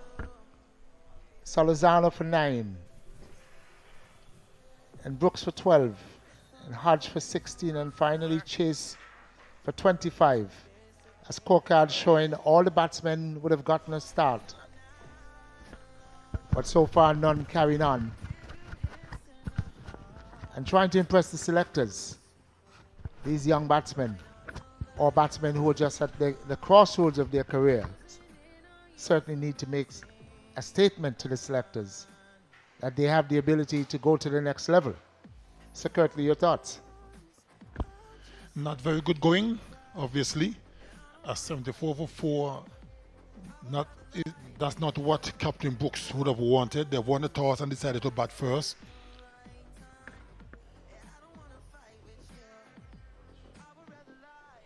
They were expecting to, at least the opening pair, to lay a solid foundation for the others to come. That didn't happen. And has been some movement of the seam in the bowlers, but 74 for 4 is not a pretty picture. Lots of work to be done.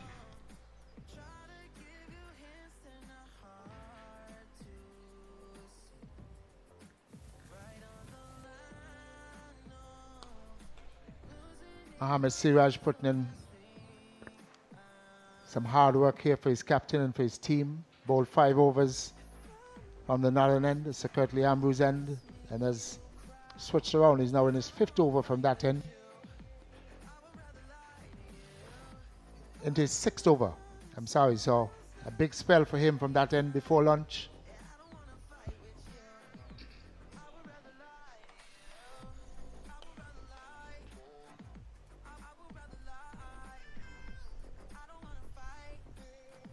Looks full of energy, a big guy, not a smooth run-up, but like Kenneth and I were discussing earlier, also doesn't deliver from the height, and hence it aids him trying to get the ball to leave the batsman.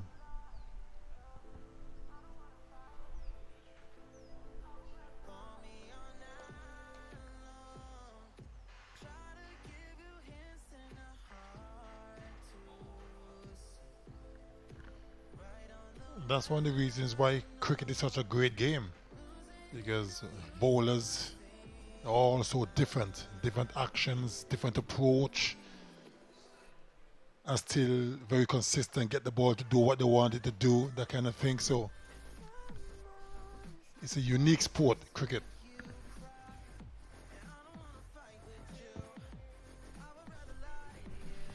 When your country selects you to play in the A team, which is practically the reserve team, you've just got to put your hand up at all times. You just never know when the opportunity is going to come. Talk us through that, Sir Curtly. What are you seeing there? The stride isn't bad. He elevate quite a bit, but delivers some extremely low, a little too low for my liking.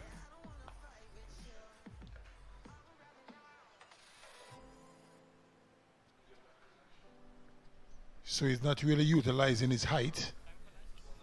So that's one of the reasons why he wouldn't get the ball to bounce as much, bowling from so low.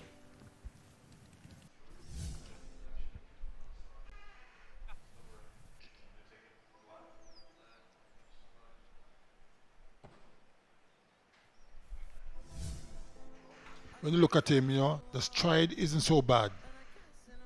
Good solid stride, good elevation, and then the delivery from very low. So that will prevent him from getting the ball to bounce a bit higher.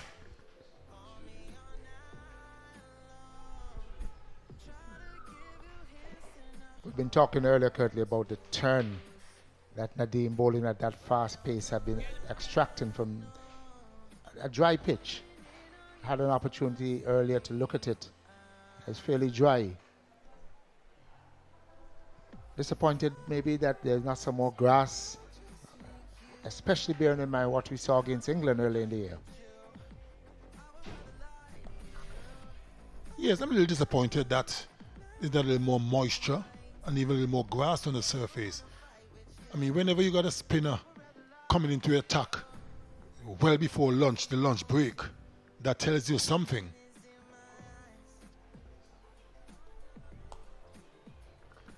And a spinner, even though a spinner comes into the attack before lunch, it shouldn't have that great amount of impact.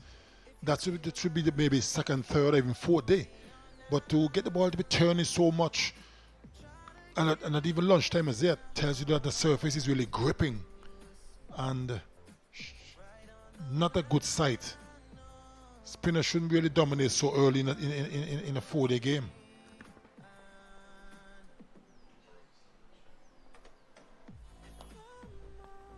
Nadeem is not a spinner who is going to beat you with guile. He's probably 5 feet 6, 5 feet 7, short guy, looking to angle more arm balls than anything else.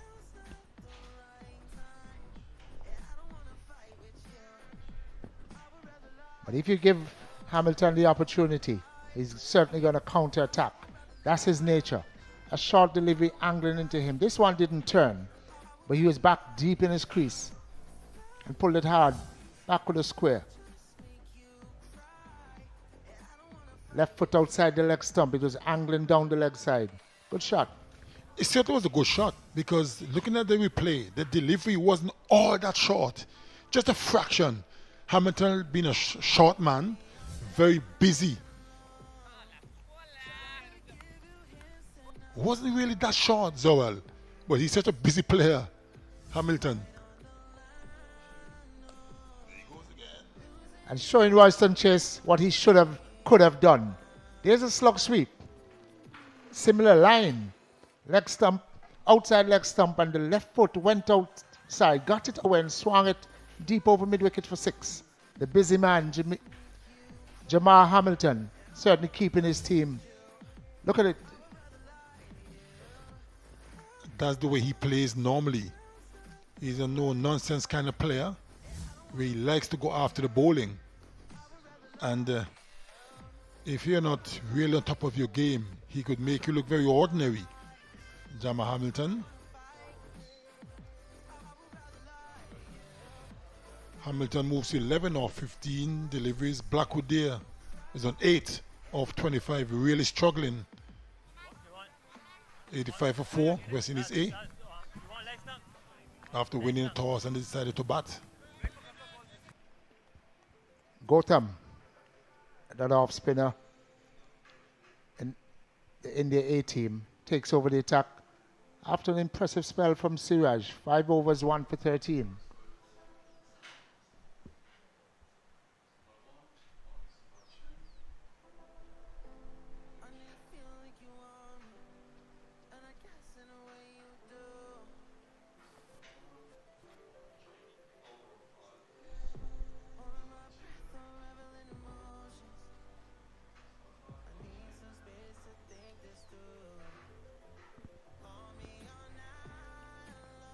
Krishnappa Gautam.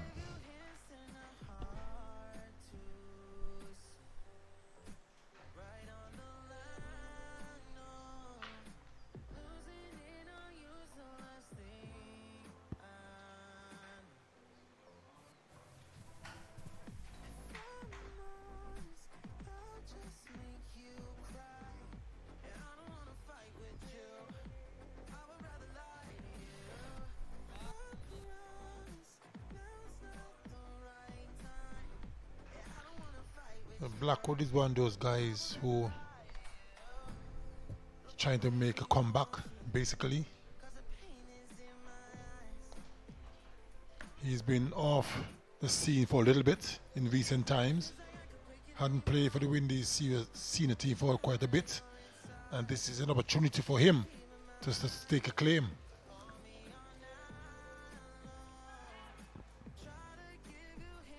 Shot outside the Ostam and got onto that one. He was not going to keep it on the ground on this occasion. Played it wide of the man at back point and picked up 4 runs. Coming onto the front foot and then seeing the delivery shot, got back early.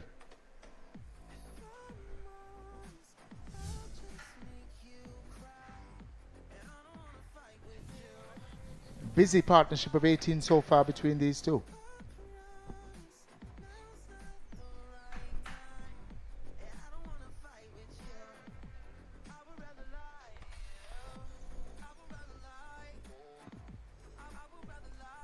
We've had our first sighting of Krishnappa Gautam.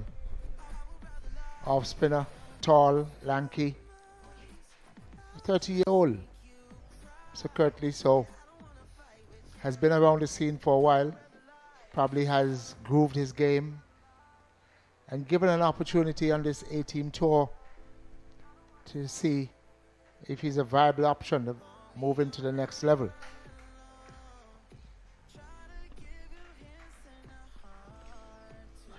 Not a very good looking scorecard.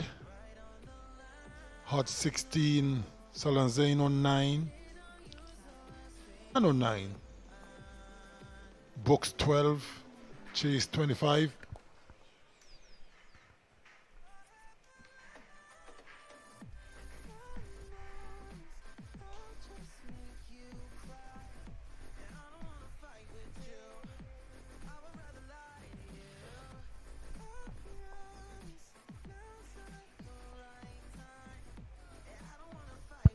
Beautiful delivery by Nadeem. The left arm spin of Nadeem. Bowling from around the wicket. Beautiful delivery. Hamilton had no answer for that. Missed the outside edge, missed the off stump, which was very close. Didn't turn, went straight with the arm.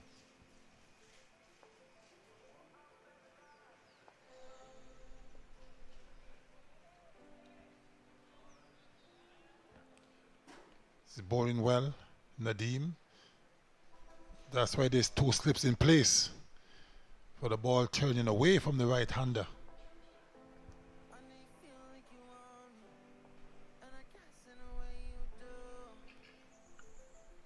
Hamilton not looking all that comfortable.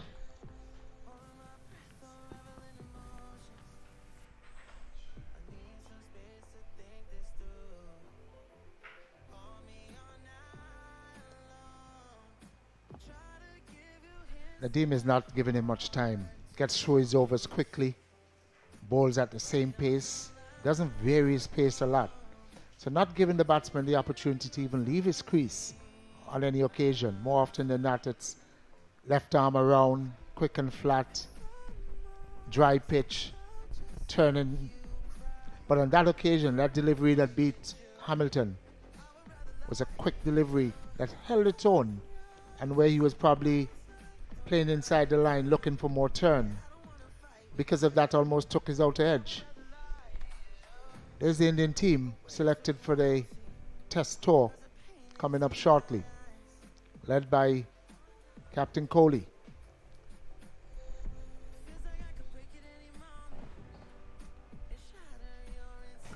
Strong looking Indian team there. with all the powerhouses back. It's going to be very interesting to see what team the West Indies selects for this Test series. India was last here for a Test 2 years ago, it was.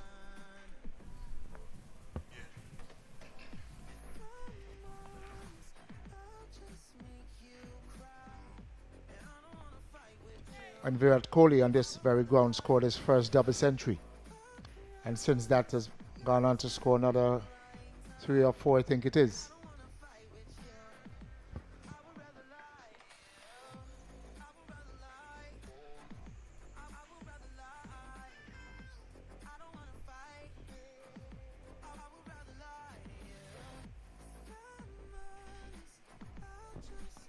I'm sure you're aware, security, that you can ask me anything about Virat Kohli. Someone I've followed passionately since I saw him at the under-19s.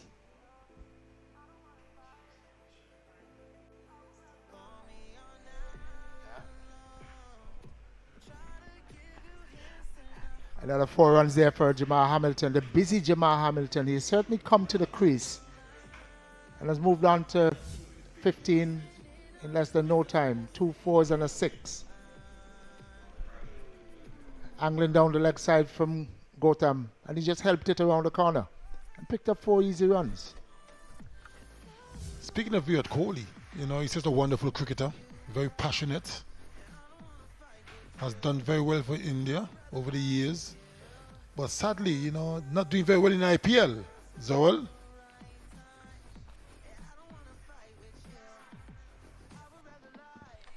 Very good delivery by Gautam.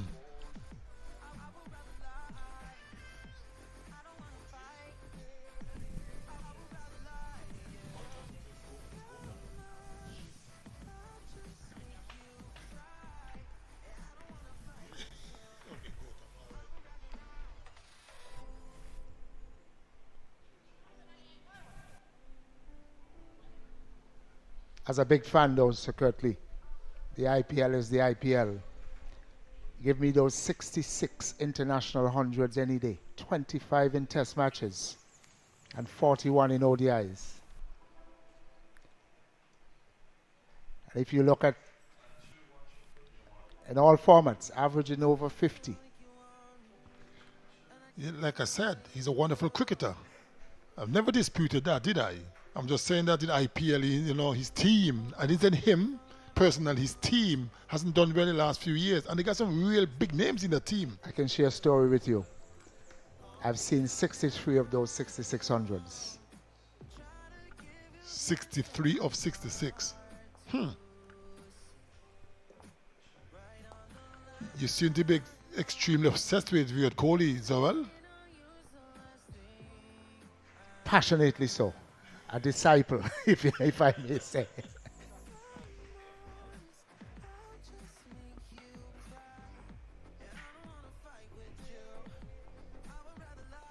I'll tell you when it started. Back in 2008 at the World Cup, West Indies captained by Shamar Brooks, who's captain the West Indies A team here. Devon Thomas was the wicket keeper. Darren Bravo was in our team. He scored 100 against the West Indies.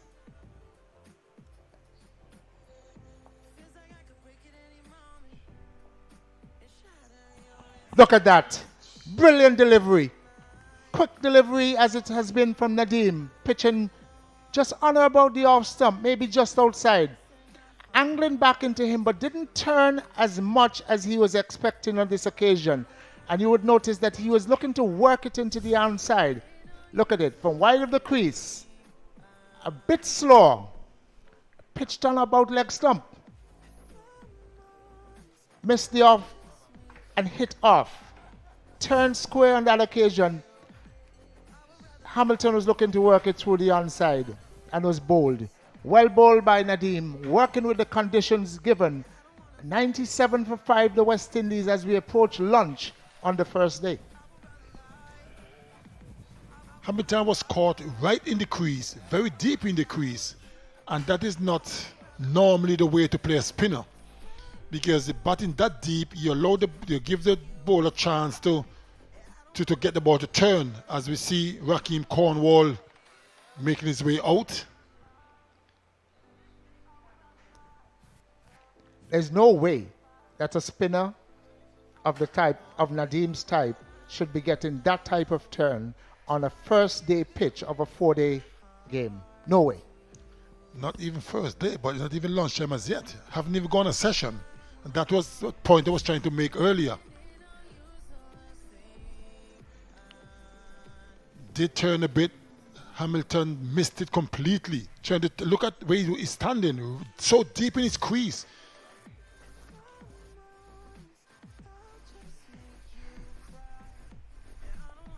No, that is much better. For spinner, you got to look to get out to try and, as I say, smother the spin. You play so deep in the crease, it makes it difficult for you.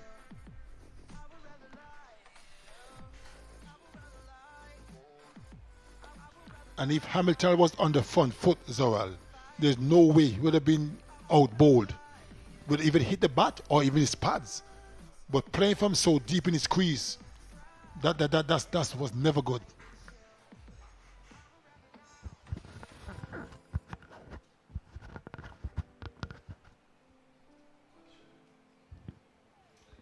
I want to give Nadim some credit, though.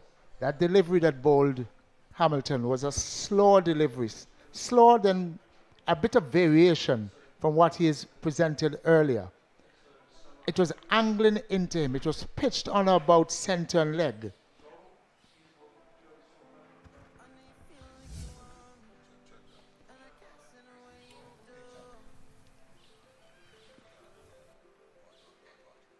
But as I said, 2 feet was stuck in the crease, halfway in the crease. So gave himself no chance to defend. That's not the way you play spin bowling.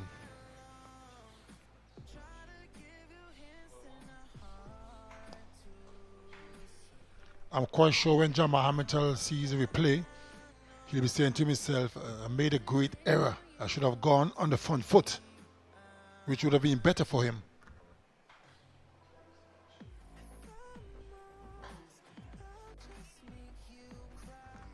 Very, very risky. Very risky on the part of Jermaine Blackwood. He got away with it with a single, but with 2 slips in, you try to run a ball down the third man. That is very, very dangerous.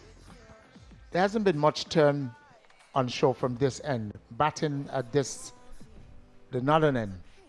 Most of the turn has been at the other end, from the Sir Andy Robertson. But the way Jermaine Blackwood went back to play that could easily have on-the-edged it into his stumps. Or a top edge to one of those 2 slips waiting.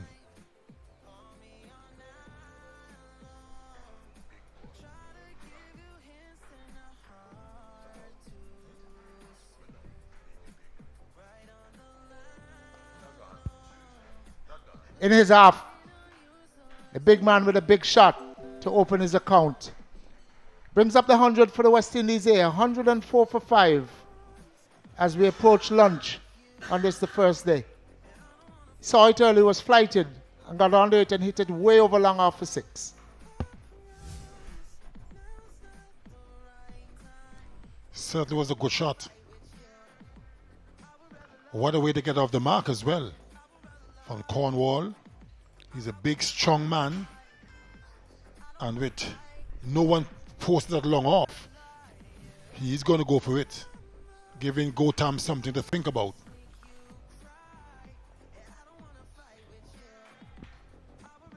It's approaching lunch. He needs to be tight.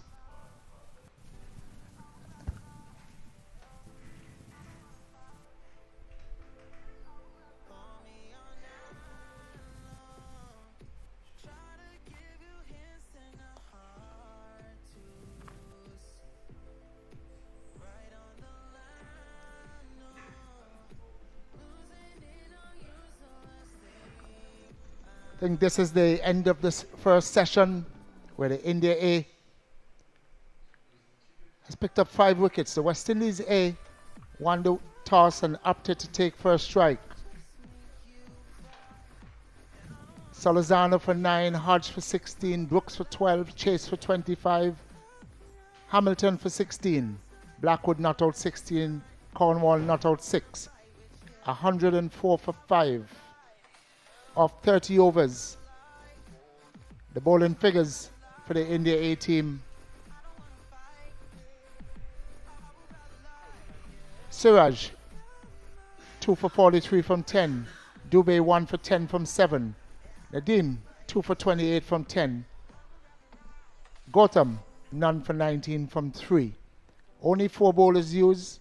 We saw the seamers rotate end. We saw Nadeem bowl from both ends.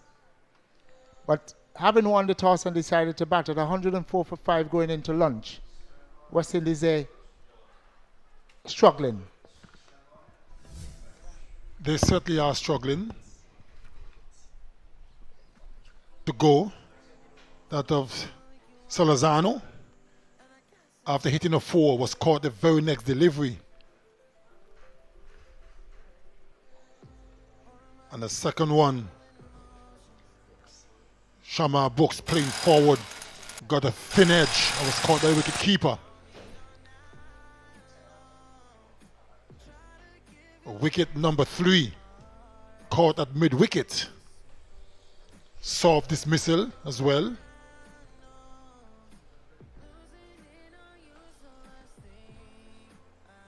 Then the 4 to go, Roston Chase attempting a sweep shot, got a top edge, easy catch by the wicket keeper.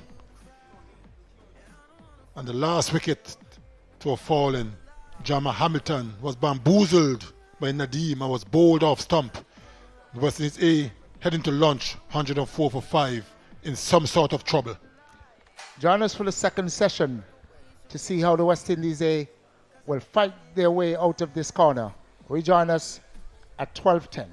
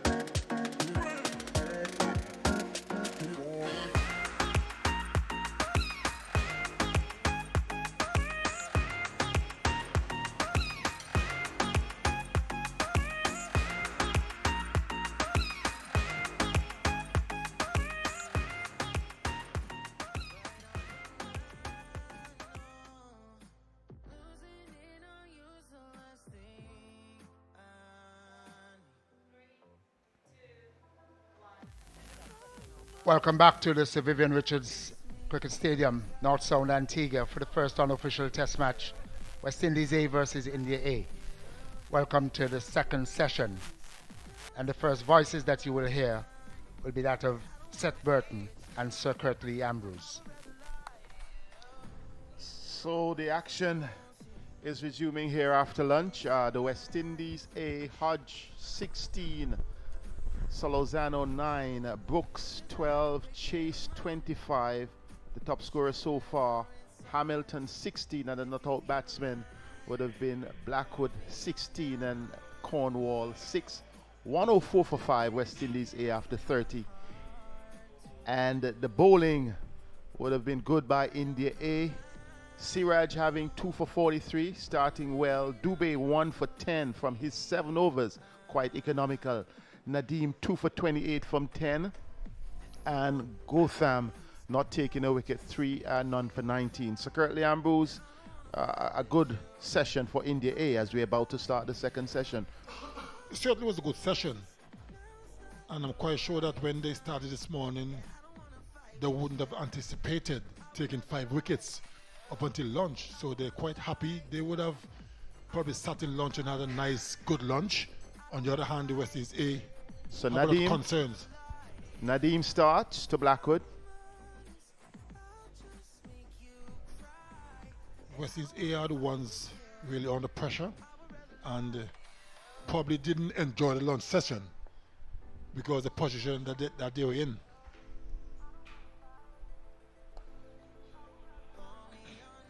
Self-inflicted wounds though. Some soft dismissals.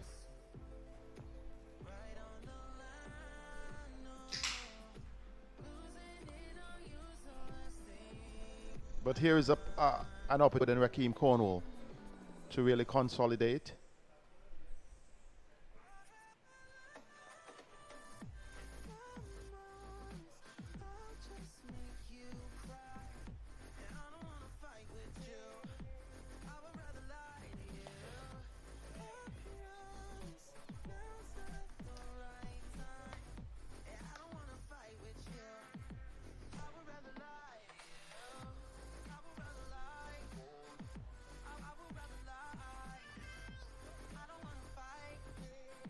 Of course, India continues to apply the pressure.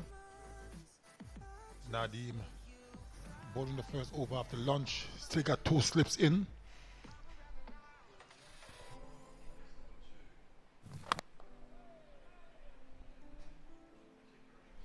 Good over to start, a maiden over.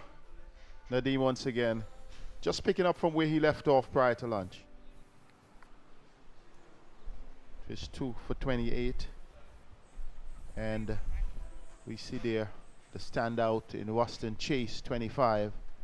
All the batsmen got double figures with the exception of Solozano, who scored 9, but no one carrying on. So it's up to Rakeem Cornwall and Jermaine Blackwood to try and see if they can push the West Indies in a better position.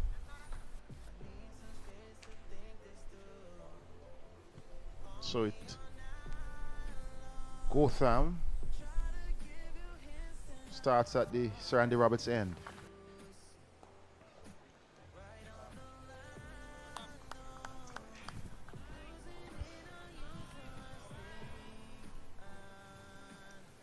So Gautam to the big fella.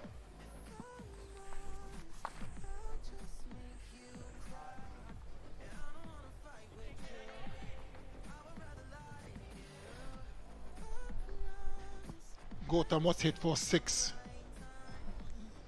The last over before lunch by Rakeem Cornwall, and that got him off the mark as well.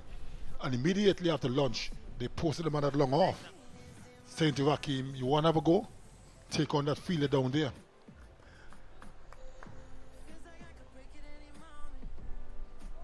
Both batsmen are positive.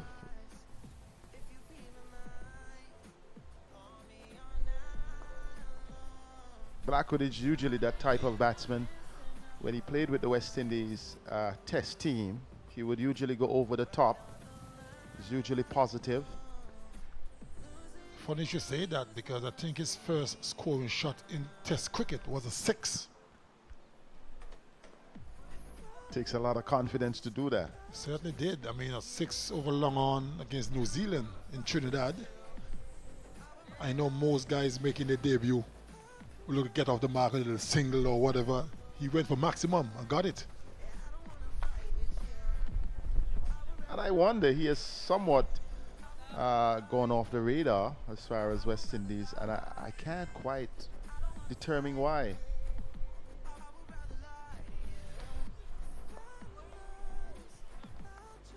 Well, so Gotham completing his first over after lunch, 105 for 5. Just a run coming from that over. But the Blackwood issue, in my view, he had a steady command.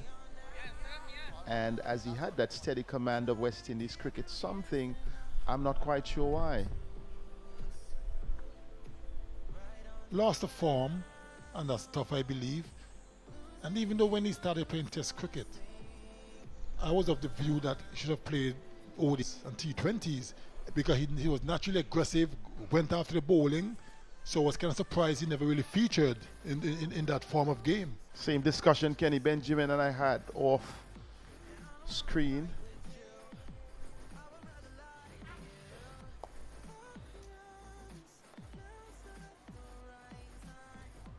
Raheem Cornwall, who also offers prospects. Yet to gain an international cap. There's no question about Cornwall's ability to bat. He has 4 list A100s. He has 1 first-class 100. Some people believe that bat's a bit too low.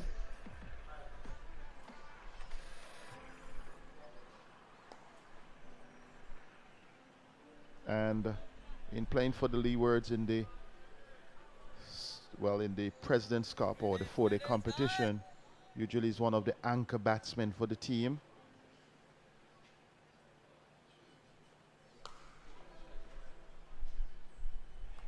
Just a single. But Jermaine Blackwood has the competencies, the skill, and the temperament for limited overs cricket, but he has not really been given many of those.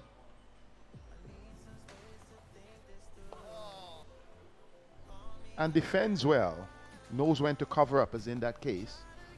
Usually shows the full face of the bat. And he's really worth future investment in West Indies cricket.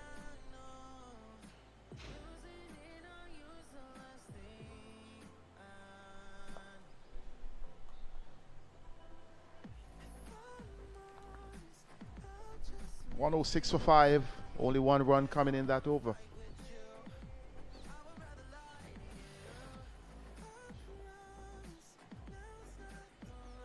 It's going to be very important for both Cornwall and Blackwood to bat deep into today, because they're batting to come. They got Warwican, Lewis, Cummins, and Holder. Not a lot of batting to come, really. I mean, you're down to the bowlers. So it's going to be very important this pair bat as deep as possible. Because the top order didn't give them anything.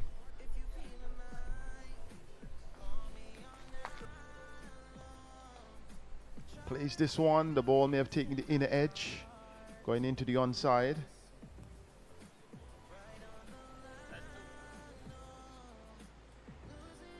Continuing with the 2 slips, keeping the pressure on the West Indies A batsmen.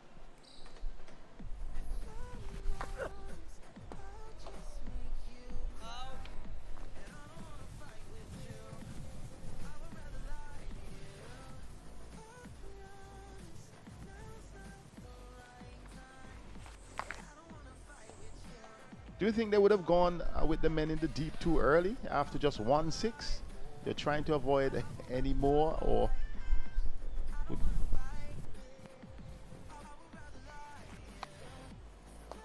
I don't think it's a bad plan, because they know Cornwall can really give the ball a good thump. So with 2 slips in, looking for that edge off, that will kind of restrict him. He wouldn't want to go over the top. And in trying to defend, then maybe, you know, so I think it's a good plan. So keep him quiet.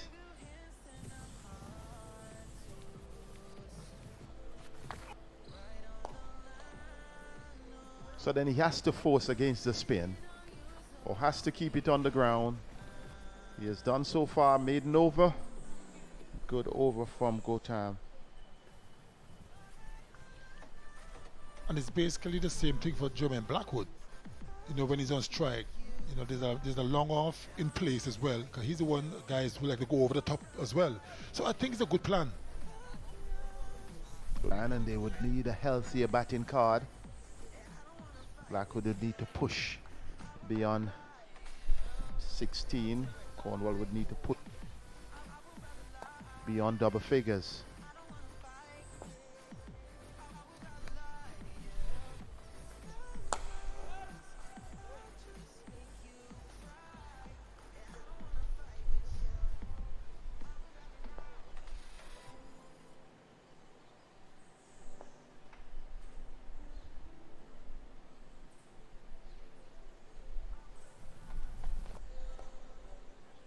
And patience has been the name of the game for Jermaine Blackwood. He's really been patient. Well, he has to be. The situation the team is in call for application and patience.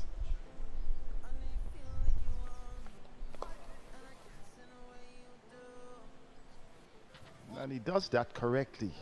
Bringing the front foot forward, smothering the spin, showing the full face of the bat. A measure of confidence.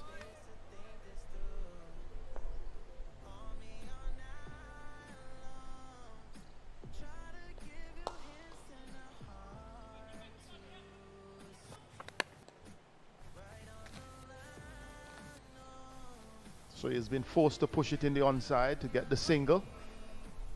Just work it around.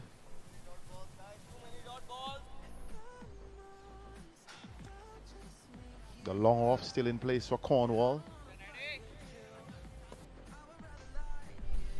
But there's no long on.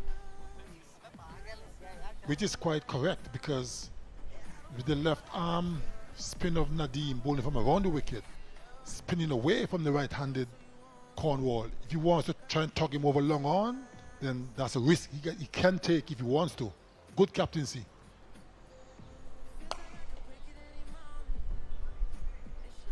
Cluster of fielders. Vihari really leading with good thinking.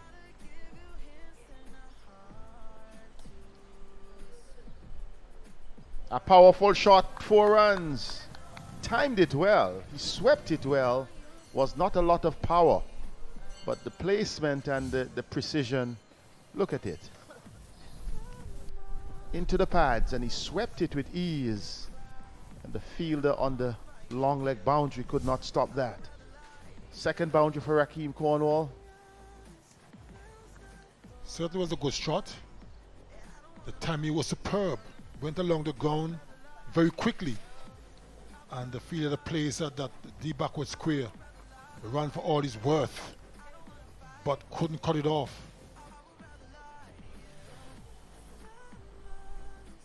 1-1-1 for 5. Like they say, that's a Nelson. If David Shepherd, the late great David Shepherd, the Englishman, was here, he'll be skipping and hopping on one leg. Which has become very traditional for him, David Shepherd. Once it's 1-1-1. Or 2-2-2 or 3-3-3. You know, they call it the Nelson. Okay, the triple digits. Yeah, he normally triple digits. He normally hop on one leg until it's off the total. Oh, brilliant feeling. Excellent cricket all around. He really got back a wonderful square drive. Good diving to his right. Certainly was a good stop. It was a good shot by Blackwood, and immediately the second slip went over to congratulate the man at backward point.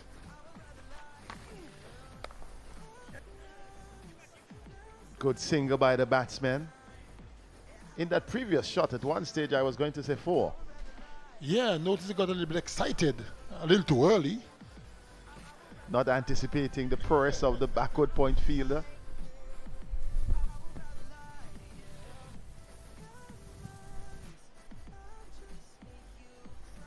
blades, giving Cornwall a remark of his gut.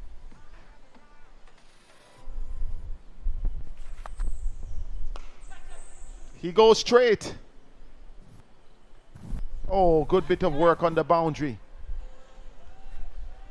Once again, very, very poor running between Jeremy Blackwood and Raheem Cornwall.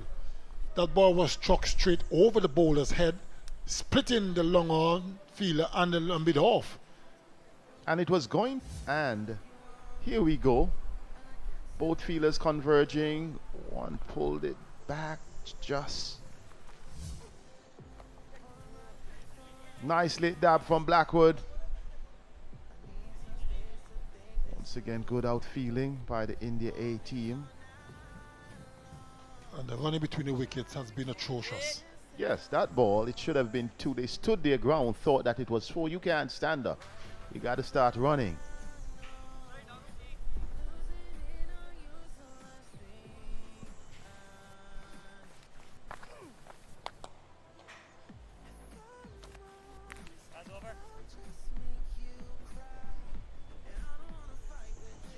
I've always believed that runs are hard to come by.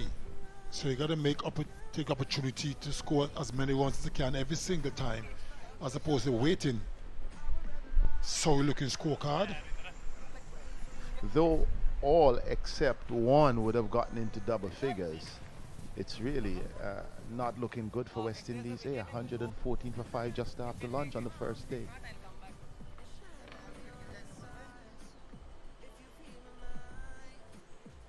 And Nadeem would be a happy man with 2. And also Siraj having 2 wickets. Dubé would be comfortable and happy with his 1.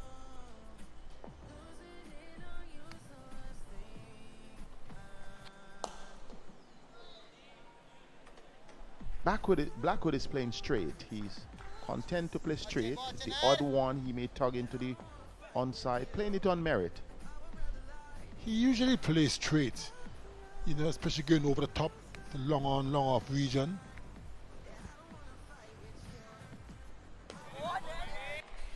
Even on the defensive.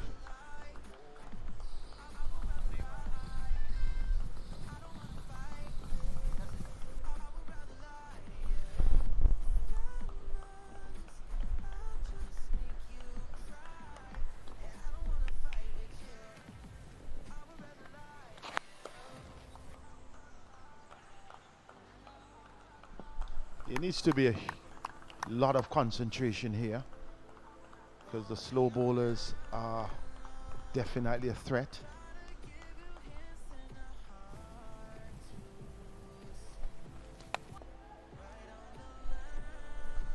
Well, good soft hands in the end, because that one did take the edge, but he had good control.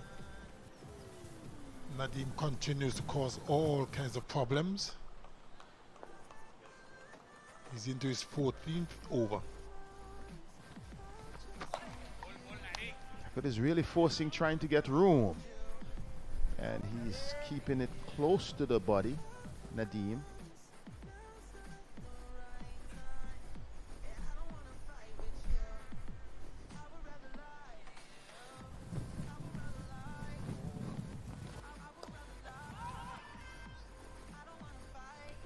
Well, this time he gets some room.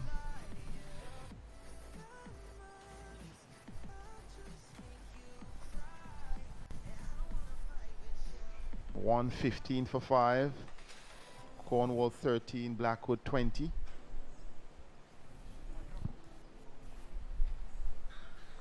Wonderful view. Batting card does not say much for West Indies A. 16 Hodge. Brooks 12, 26 Chase. Hamilton 16. Blackwood is not out 20. Cornwall not out 13.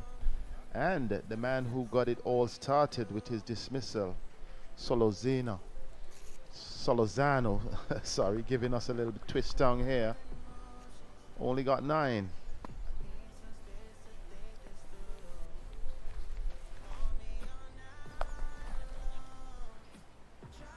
Beating the fielder. But it will be pulled back just inside the boundary. Blackwood freeing the arm a bit.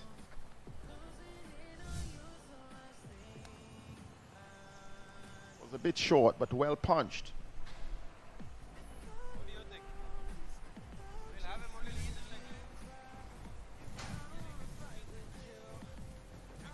Keep pushing it around. So all the West Indies A would need to do to bring some balance to this encounter. Because the India A, they're definitely ahead.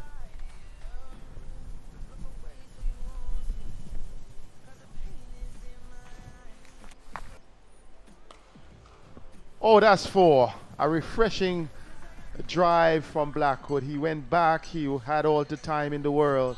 Made that look so easy. He pushes on. Good sign. Bad delivery by Gautam. And it was really dispatched by Jermaine Blackwood through the extra cover region. Sped across the outfield for four. The outfield seemed to have gotten quicker since this morning. Well, we have had a lot of sun. It's very hot here, very humid. Yeah, very nice and cool inside the commentary box. That's the comfort the players don't have.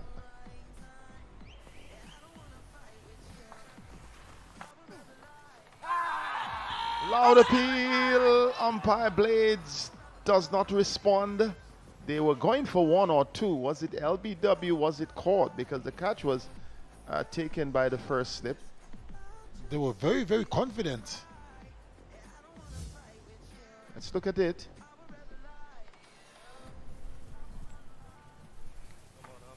Looks to be a very good decision if they were going for leg before. Seemed to have pitched way outside leg stump. And then because it went in the hand, you know you want to have a second bite at the cherry. Blackwood goes right down out of his crease. He's a thinking cricketer. He would have recognized he was in a tangle the delivery before.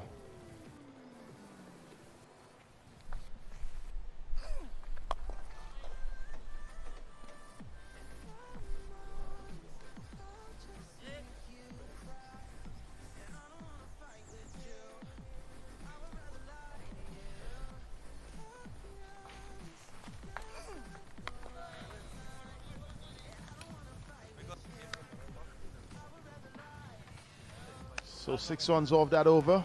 121 for 5.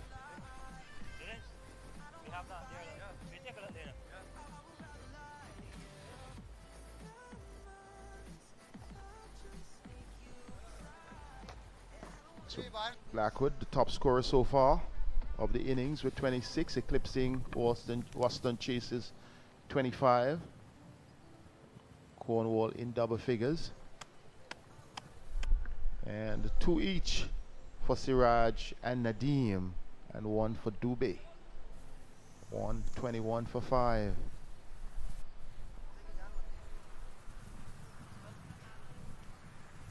So 2 slips remain for Cornwall and silly mid off all around the bat.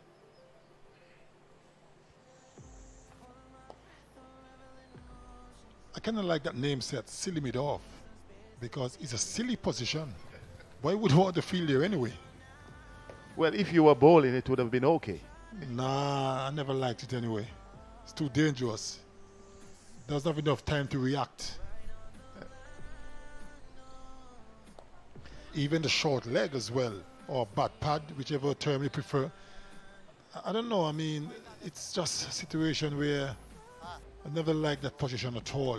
Even though I don't feel there, I've never done it. I would never have done it anyway, but dangerous.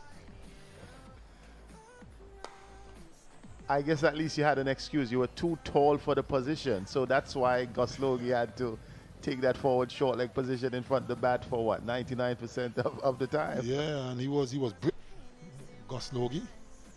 Took some fantastic catches there. So did Jimmy Adams.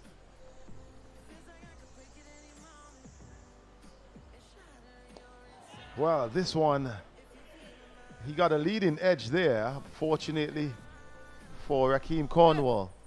No fielder was in that position. Yeah, playing against the spin. That's why I said it's good captaincy. Try to work it on the onside. That's why it says good captaincy to leave that mid-on up close. If you want to go across the spin, take your chances.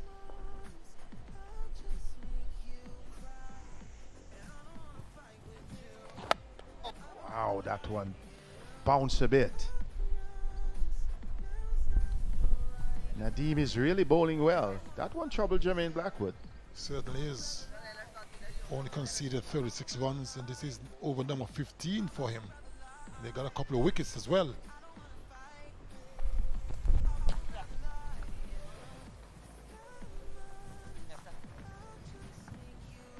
This is good batting from Jermaine Blackwood.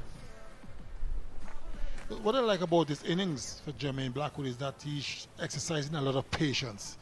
And he's not normally, you know, this sedate. He's always an aggressive player who likes to go after the bowling.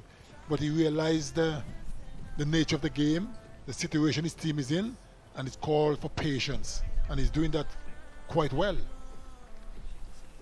So currently I asked you about that silly mid-off, that forward short leg position. You said you'd never feel there. So I'm wondering if Sir Viv would have said, Curtly, your turn there. What would have been the reply? Well, he never would have said that. Because he wouldn't really want the kind of reply I would have given to him anyway. So he wouldn't really even attempt. This is Sir Viv Viv was a stern leader. Yeah, it was a pleasure to play alongside him, man. Yeah, man, he tends to bring the best out of you because he's one of those guys who don't accept mediocrity. You know, he's always expect you to pull your weight, and if you're not afraid to let you know when you're not pulling your weight with a few choice words as well. But I tell you, when he believes in you, he believes in you.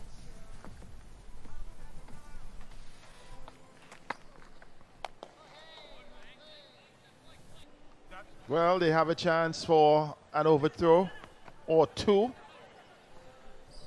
Cornwall says no. Blackwood was looking to come for it. But a bit of scrappy fielding and bad cricket also by West Indies A, not pushing for the second. Yeah, a little sloppy on the part of India A. And of course, that should have been easy, 2 easy ones. Jimbo Cornwall was going to the far end.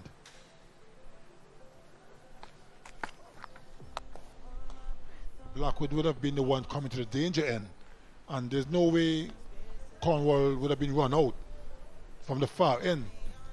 He said no. Maybe he wants a strike. Perhaps. But Makande thinks otherwise. He knows that he's spinning it away from him. Cornwall perhaps is saying, I won't be tempted. Let me have him. And you could have Nadeem from the other end. You don't know what the thinking is.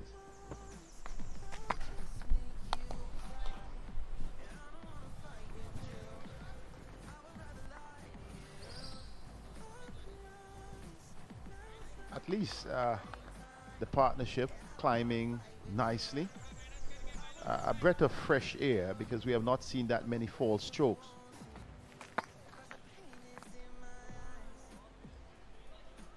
The idea is not only to build the partnership but to show confidence and composure, sending a signal to the India A team. Let's look at this. Just down the leg side. Blackwood driving on that occasion out in the deep. And they continue to build. And Rakeem Cornwall and Jermaine Blackwood already 29. Well, a partnership already of 29 runs. And while their collective contribution would be 29, Blackwood moving up to 29, Cornwall on 15, and they are the mainstay. So we're having a bowling change. So Dubé will be making a return, replacing Naveem from the Sir Curtly Ambrose end. So there's a Sir Curtly Ambrose end here, and they've given you the northern end. You have not played at the Seviv Stadium, but I believe you'd have preferred to run off the southern end.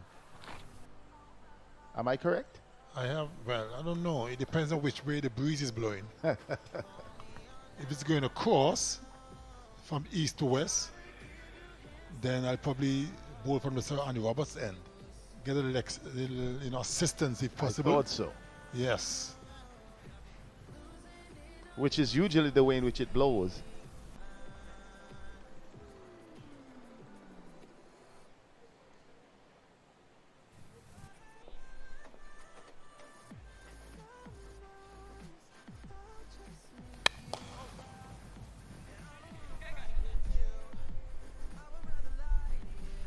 I had a little conversation with Sir Andy Roberts when they decided to, name the ends of both of us. I said to him, why is the southern end?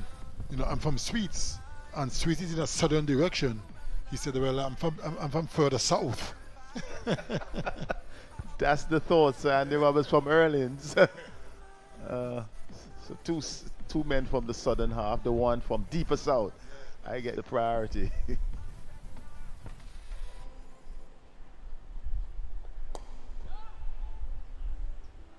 Blackwood is looking rather comfortable and composed, and that's what I want to see from the West Indian batsmen, not just in limited overs cricket, but at the test level. And I think he offers that. He did it well in his time, and I think it's a time for him to have a welcome recall. Well, this is a perfect opportunity for him.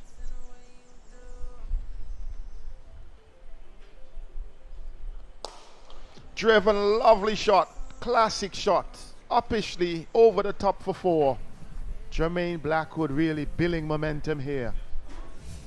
That's exactly how he played. It was a hard volley. He really stepped into it. Hardly any back lift, hardly any follow through, but he timed it to perfection.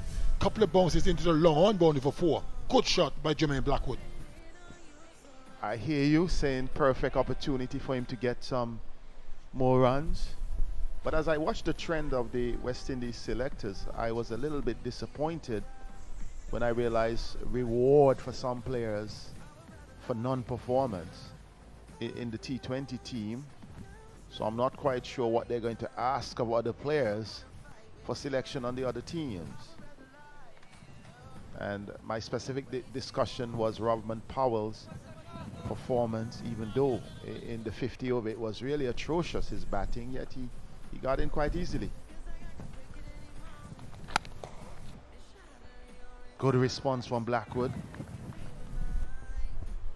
I also noticed that Andre Russell is also being selected for the T20s. I'm just wondering, if he's fit, obviously he should play. He's one of those guys who can change a game with bat or ball or in the field. But just having an operation a couple of weeks ago, and the way he looked in the World Cup, like it was seriously something wrong with his knee.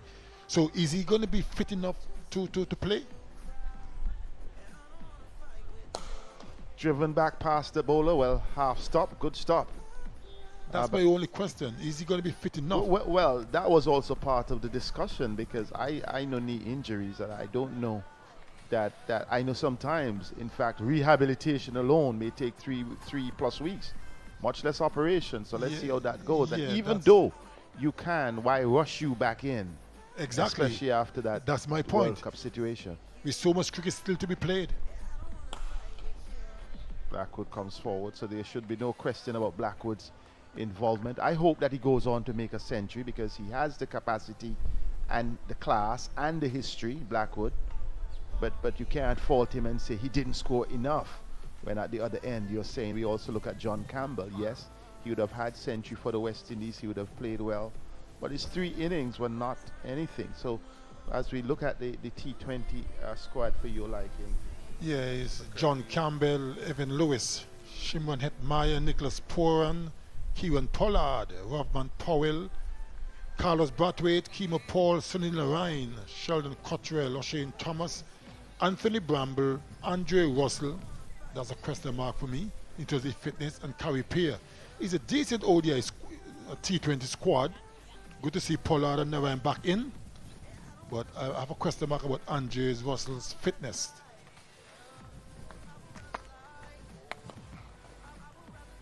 Of course, never anything to do with his ability. Because Precisely. but it's just his fitness I'm concerned about. And even though I agree to Seth, why rush him back? That's my concern. This time he goes in the deep. He was looking to launch an off drive, but the ball may have taken the outer half of the bat and stood up a bit in the cover region. Fortunately for Cornwall, it didn't go to the fielder. It was a peculiar looking shot. Not sure where he wanted to play that.